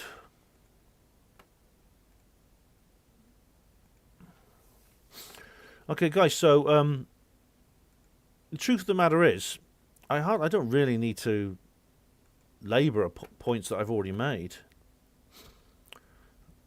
But free energy can be found everywhere. The free energy research. And as I said, I do recommend checktheevidence.com, Andrew Johnson's website, and many, many others as well. There's KeelyNet is now gone. But this is my free energy portal here. And these are all the articles that I've written. And I really don't need to. I don't really need to repeat myself, because I'll just be covering things that I've said so many times before. But look, these are all the informations. This is all the information I have written over the years on this whole situation. Nuclear fusion power, Martin Fleischmann dies. The Keshe Foundation, free energy in 9/11, a reply to Steve Mumbling. The current war, Planet of the Humans, Pandora's Promise. I'll be adding this video to this list from Hapanmo TV as well. All these things I've done on Hapanmo TV. I had Andrew Johnson on before I fell out with him. Mindset podcast, we covered it. And Raza Vihari, now he's an interesting chap. Raza Vihari is in China right now. I say this is for program 384 of the Hapanmo show on Hapanmo Radio. A scientist and inventor based in China who's developing a radical new kind of energy generator. He's working on a stipend from the Chinese government. You may know the name Raza Vihari because he's one of the Apollo detectives. So I don't really need to do more than add that. I'll just simply... There's a link in the show notes to this portal. That's all you really need. I'll just put it into the chat now, right, as well. There we go. And now it's good. Now, finally, I'm going to come around to your comments and questions. How are you guys doing? You all right? You got any questions you want to ask me? Any comments you want to make about this?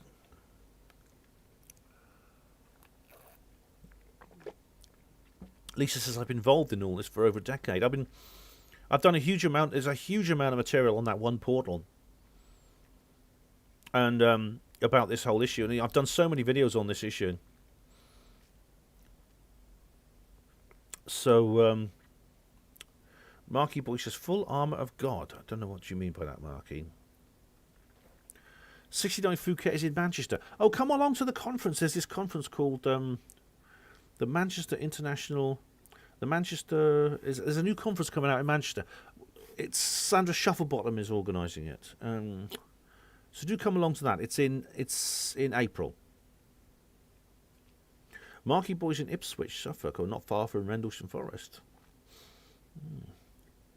So anyone get any questions on nuclear fusion and free energy and things like that? Or anything else, related subjects? Kerry says here, if you say anything apart from the corrupt agenda, you'll be classified as a conspiracy theorist. Yeah. And you know what? Rusi Taliakan, I think they didn't go as far as to call him a conspiracy theorist because he didn't say there was a cover-up, but he had faith in the scientific process. Scientific process being that it's not affected by any of these political and economic factors. Teresa Walker says, stop the New World Order. You've been awake, Ben, a long time. I've been sort of working on it, Teresa, yeah. Pat Riot, Ben, do you know the name of the Admiral who was supposedly due to do a presentation with Stanley Myers? The Admiral died prior to it on the Edge interview. No, but I know who you mean. What's more, Myers died as well, didn't he? It's probably, I bet you Andrew Johnson's got it on his video. I do recommend, free energy, but not for the masses. Kerry mentions Olgone energy. Yeah, that's an interesting thing, isn't it? Diego Vera, was Storm Eunice man-made? Perfectly possible. I don't know specifically. But Lisa says, Ben, do you believe the controllers have used free energy for eons? It's just us minions who are not allowed because they won't be able to fleece us. Yes, Lisa. There's evidence to suggest that the pyramids of Egypt were built this way. And, the Illuminati, in all their occupied states and nations, they cover up these sort of things. And this includes, this is why Edward Leedscall then is so interesting, because he seems to have uncovered independently some of the cover-ups from the ancient world of free energy. Bernie Tucker, how do they sleep at night, Ben? Well, they are psychopaths. I don't think they're human. I think they're reptiles. Diego, Rudolf Diesel was murdered. Yes. That's true. 69 Phuket says he sleeps with his books. I've got nowhere else to put them. Rudolf Diesel, let me just look that up. Because it's a very interesting story. If his name sounds familiar, that's because he invented the diesel engine. Which is now, of course, which involves most of the petroleum engines now today are diesel engines. Rudolf Diesel, March 1858, 29th of September 1913. Died in the English Channel, aged 55, in 29th of September 1913. Disappearance and death. Diesel boarded the GER steamer SS Dresden in Antwerp on his way to a meeting of the Consolidated Diesel Manufacturing Company in London. He had dinner on board the ship and returned to his cabin at 10 p.m, leaving word he wanted to be called the next morning at 6:15 a.m, but he was never seen alive again. In the morning, his cabin was empty, his bed had not been slept in, although his nightshirt was neatly laid out and his watch had been left where it could be seen from the bed. His hat and neatly folded overcoat were discovered beneath the afterdeck railing. 10 days later, the crew of the Dutch pilot boat Koorsten came across the corpse of a man floating in the eastern sight. The body was in an advanced state of decomposition. They took a piece of clothing from the dead man. These items were identified by Rudolph's son Eugene Diesel as belonging to his father. He was on a ship across the sea to go to between Belgium and England, and he ended up falling overboard. Or did he fall overboard, or was he pushed? Here we go. There are various theories to explain Diesel's death. Certain people, such as his biographer Grosser, Hans Sittauer, argue that Rudolf Diesel committed suicide. Another line of thought suggests he was murdered, given his refusal to grant German forces exclusive right to the invention. He was actually on his way to a meeting with representatives of the British Royal Navy to discuss the possibility of powering British submarines by diesel. Yeah. How about that, eh? There's other... I'll tell you what, this is... There's other examples of people who are not necessarily free energy inventors, but they just invent. For example, there's a guy in England actually. It was Rich Planet. One of the Rich Planet shows cover this. He's not a free energy inventor. He just invented a very efficient petrol engine, a special carburettor he could fit to the engine to make it like 150 miles per gallon. He got into trouble for that. Not because he was bringing in free energy. He just wanted to make a really efficient petrol engine, and he got arrested and everything for evading fuel tax. Diego Vera mentions diesel engine use corn oil. Yes, you can use cooking oil in diesel engines. Problem is, if you do that, guess what happens if you do that? You get arrested by the police. One police force even had a special unit assembled for tracking it down when the idea caught on in a certain locality. The police sent this unit. There's about 4 guys in a car who used to go around checking people's engines. Inevitably, they were nicknamed the Frying Squad. But you know what happened, Pat? I'll come to that in a minute, Pat. I will. But what do you arrest people for? They arrested them for fuel tax evasion. As Phuket, was it Phuket who said that? Was it Phuket was it Diego Rivera? Yeah, diesel engines using corn oil. I made a video about that. I made a video a long time ago. It's on my channel. So they arrested you for not paying tax on a product that you had not bought. Work it out for yourself. But people say there's no cover-up. You know, the petroleum industry, fossil fuels, would they really sort of just say, oh, all right then, okay. You go knock on the door of the chairman of Royal Dutch Shell. Come in. Hello. Yes. What can I do for you? I've come here to tell you your services are no longer required. We don't need oil anymore. We have free energy. What's the chairman going to say? Oh, all right then. We'll branch out into other businesses. I know. You still need oil to make candles, don't you? I know. Shell candles. There'll be a big dollar on that. Shell candles. They smell nice. They're pretty colours. They won't stain your wallpaper. Of course not. Do you know how much power these are? Petroleum, the oil companies. This isn't just the biggest industry in the world. This is industry. Oil is the lifeblood and the lubricant of Illuminati-occupied civilization. The fact that it keeps billions of people in poverty and it's destroying the environment doesn't matter. Pat Wright mentions something very interesting. The Federal Reserve was founded just shortly after Diesel's death on the 23rd of December 1913. That's right, at Jekyll Island. Do read G. Edward Griffin's book, The Creature from Jekyll Island. Because really, that was the moment, I think, which put the scene on the 20th century. The creation of the Fed.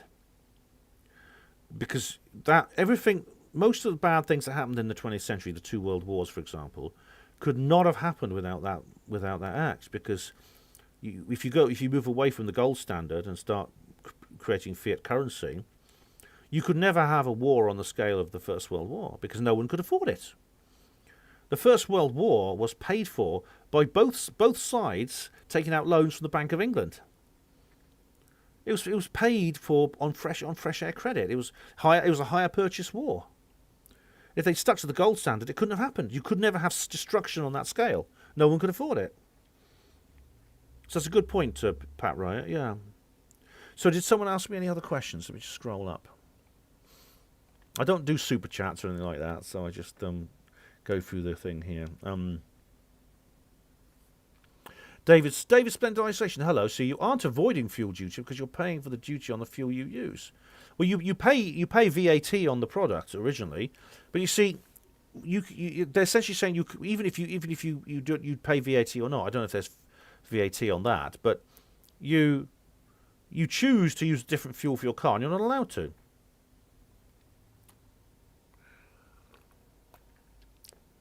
Tricky who, hello. You said it perfectly here. No Federal Reserve, no fiat currency, fiat dollars, no World War I or World War II, Korean War or Vietnam. Someone, Lisa, could you get rid of this person, please? Someone's is saying hello. They're Fed posting by using a rude word.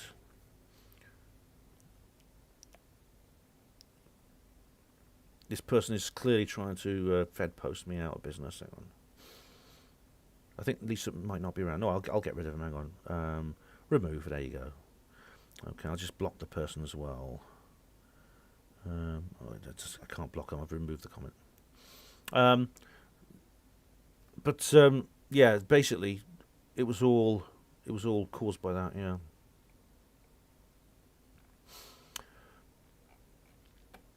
So yeah, it just goes to show. Just honestly, just read my book.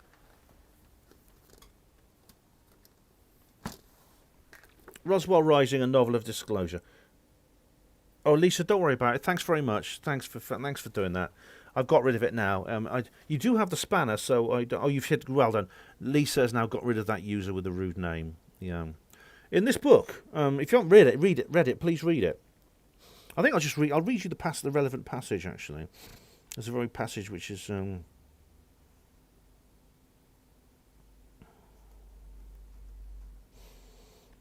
is it?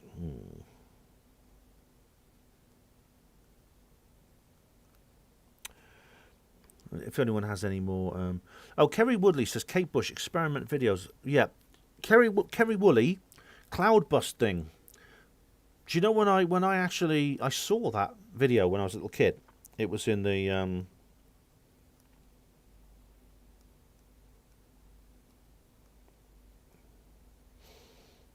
here we go. Right,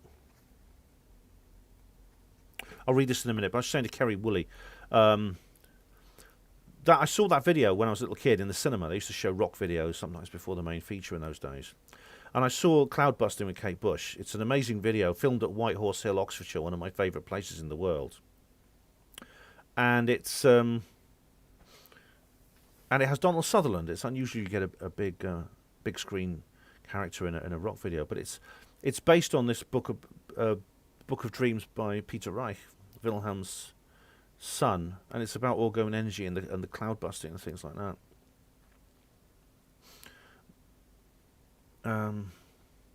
Any more questions or anything? Welsh Ripper, what happened about cars running on water? Well, the guy who invented that was killed. He was poisoned at a meal. He was given poison by some people. Who I just don't want to miss anyone's question. But I'm just gonna read you a passage from. Here we go.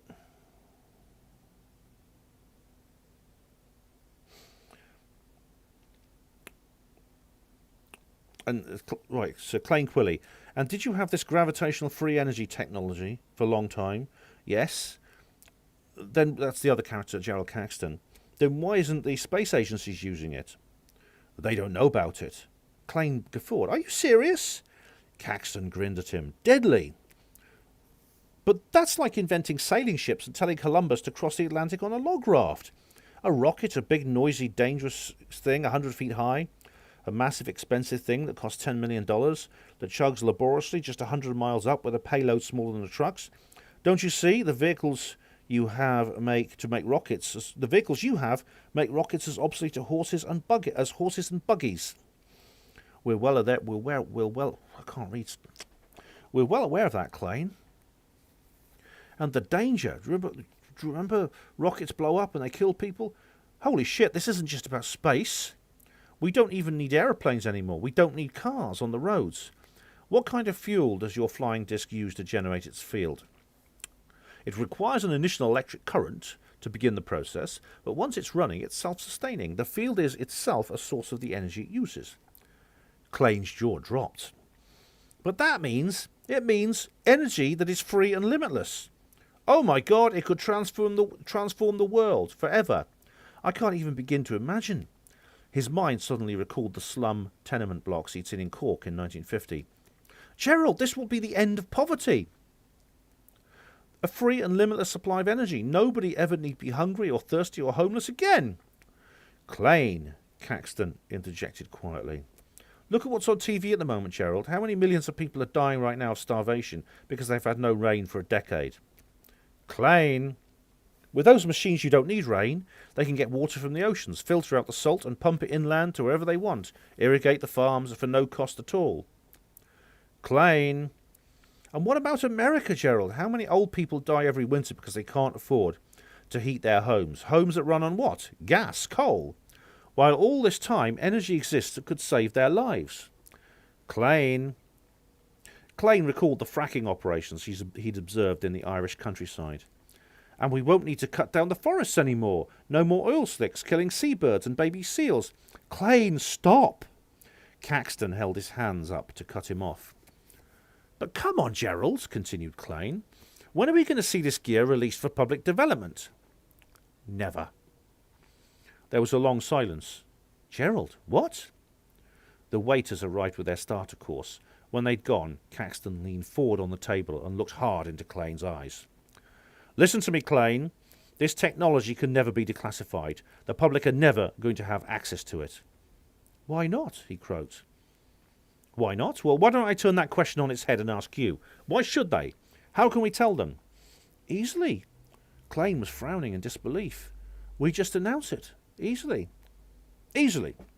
Right, well, you'll recognise this bit. Right, so you plan to knock on the door of the chairman of Royal Dutch Shell and say, Good morning, I've just come to tell you your services are no longer required. Just like that? Klain nodded.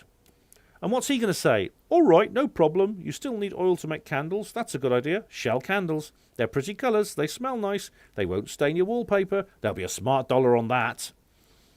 Caxton's face became annoyed and exasperated in his sarcasm, as if he were explaining something very obvious that Klain was foolish not to consider. You don't get it, do you, Klain?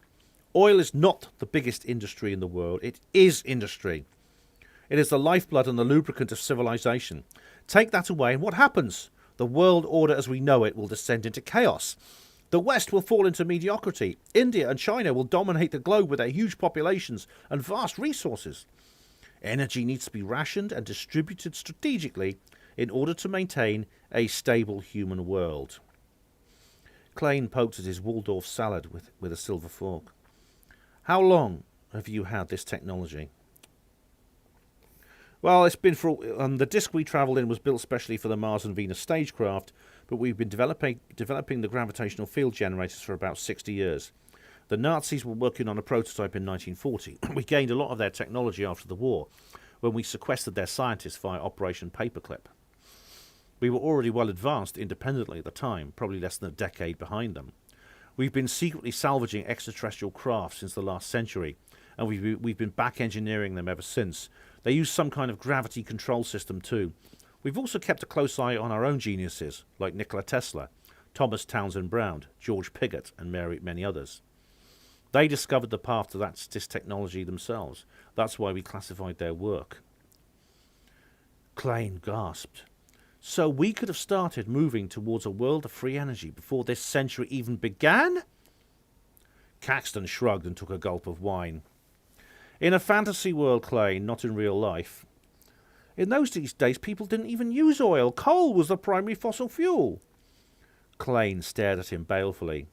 And you can't exactly come clean now, can you? How would you dig yourself out of that hole? Sorry, you starving Abyssinians. We forgot to tell you we had the means to save millions of your people's lives. Well, we didn't actually forget. We just decided not to tell you. Sorry, freezing pensioners in Montana. Sorry, dead whales. Sarcasm suits me better than you, Klain. Caxton laughed. This is what I mean when I say the world is built on an essential and inevitable foundation of lies. If you want, read the rest.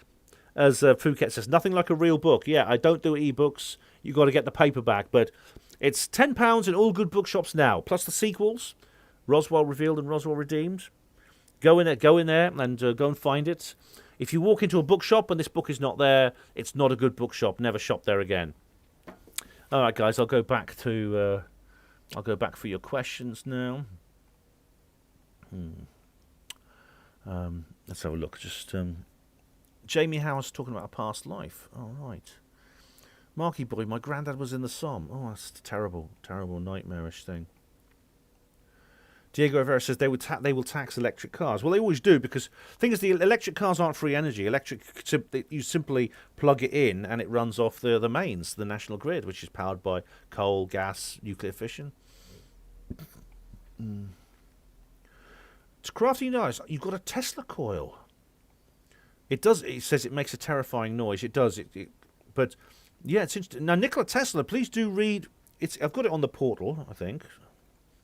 I'll be very annoyed if I hadn't put this on the portal. But it was called.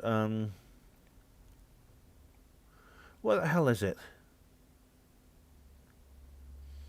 My Tesla film review. It's not on there. Hang on. Oh, damn it. Damn. I haven't put my Tesla film review on my free energy portal. Sorry, I'm really annoyed. I've got to do this now. So I've got to... just a moment, guys. I'm just going to update my free energy portal. I really do try to keep this up to date. So when was it? Let's have a look. I know where to fit it in. 21st of October 2020. Why did I not put it on here? So it's... Yep, it's after... It's the one I did before Pandora's Promise, so... won't be... Sorry, guys, I've got to get this out, do it now, because it's going to play on my... It's going to play on my nerves otherwise. My Tesla film review. Nikola Tesla is the most, I think, important name in all this. John Hutchison, who Andrew Johnson talks about, was the guy who he tried to recreate some of Tesla's experiments. There we go. Right, that's it. Update. Thank goodness for that. Okay. No, hang on. What? Update. Okay. Right, just refresh. Just check it's on there. Tesla film review. Yes, it is. Great. Okay, so sorry about that, guys. Here we go. Rice orgone accumulator could heal. Yep. There's a song by Hawkwind called Orgone Accumulator. Yes, not just Kate Bush carries. A lot of people. You know, Leon Southgate, what his work, and Nick Hayes, the guy I did my the Invisibles video I did. Do watch that if you haven't watched it. Jamie Howe, I hope that's a good bedtime story, isn't it? Yeah. Lisa says Volvo emissions making EVs can be 70% higher than petrol models. All right.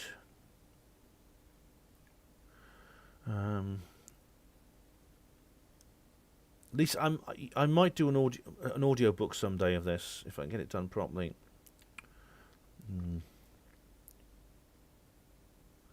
Oh, I just don't want to miss anything. Crotty Niner says, hang on.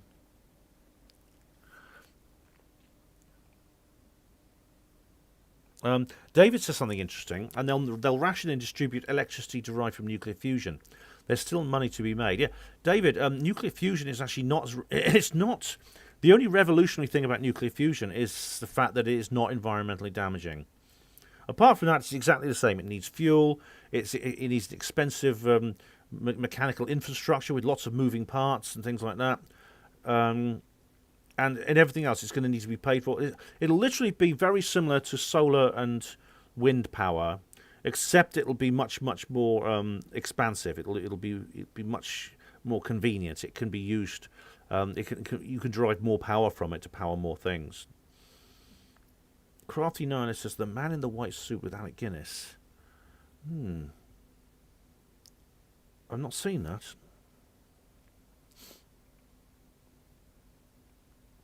Okay. Nothing like a real book, yeah. Clifton James Kelly, hello. Satan is female. Well, that's an interesting...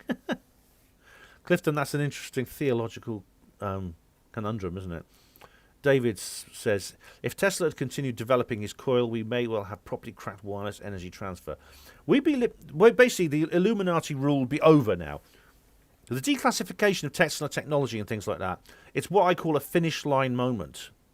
If that ever happens, you'll know the whole New World Order is finished. 69 Phuket. Hospital porters are the best, I know from experience. Are you a brother porter? But you're right, we are the best. But are you... Phuket, I thought I could tell by looking. Obviously, my poor dar is not as good as I thought it was. Pride and dignity, brother. Diego Rivera, have you heard of the American solar satellite can beam energy? Yes, it's the plan is, I think, to use something that can beam solar energy down to a collector on Earth. The problem is that could also be used as a weapon, couldn't it? Woody Black says, I thought fusion generated way more power. Is that not right? Yes, it's far more efficient. And so it's much more powerful. A fusion reactor can, like I said, can create a massive amount more of energy. So you could rather than having like 20 power stations for nuclear fission, you could probably match with 2 power stations for fusion. But it still wouldn't be free, and it wouldn't be anything different. Kerry says, you're bang on about the Omega Factor, Ben. Rewatched it recently. Oh, yes. Isn't that good? Is it still on YouTube? It's very good. It was actually Jam Noise 72 that got me onto that. Now, I remember watching bits of it when I was a kid and being scared shitless by it. Yeah. Marky Boy, yes, it's suppressed, isn't it? Kerry Woodley, directed energy weapon, yeah. Like Dr. Judy Wood talks about. But there's also like lasers and things and the satellite beam that I just mentioned. God, I've been going for more than 2 hours. I think we covered everything now. Do you have any more questions you'd like me to answer? Except for the personal ones, like how big, how often, things like that. Anyone?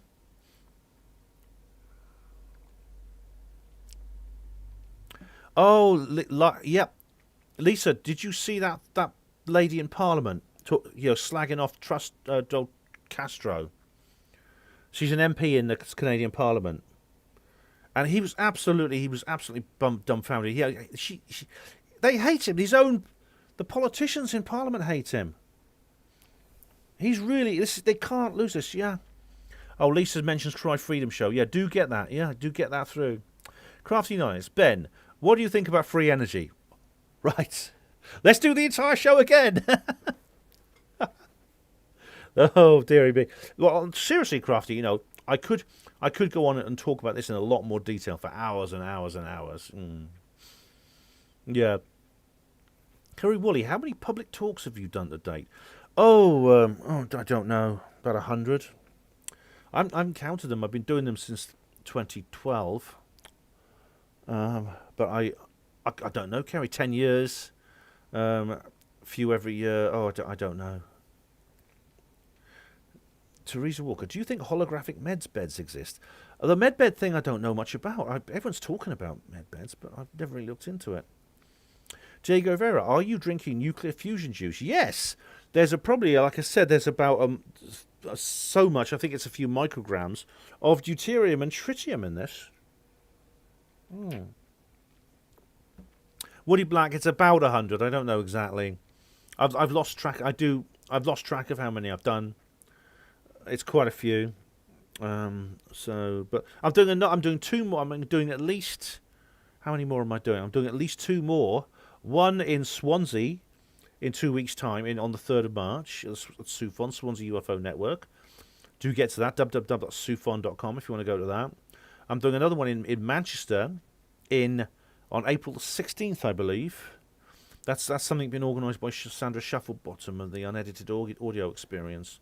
I don't have the details finalised, but I'll be putting them up on her Panama Voice anytime now.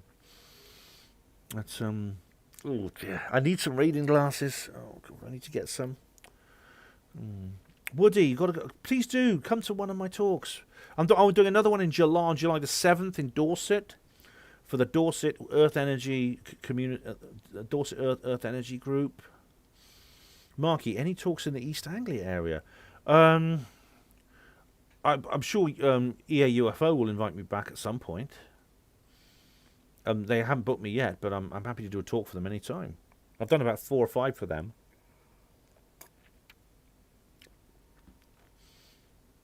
Michelle Sovereign says she'd love to see Biden put through PMQs. He wouldn't last 5 minutes. Lisa, Ben, you need to put dark themes on your PC. It'll help your eyes. All right, thanks. Oh, I'll have to get some YouTube for a start. Oh, is that when you just darken the background? It's just white. It's sort of brown instead of white or dark grey. I know what you mean, Lisa. I should do that. Yeah. Most people use the dark themes actually. Oh dear.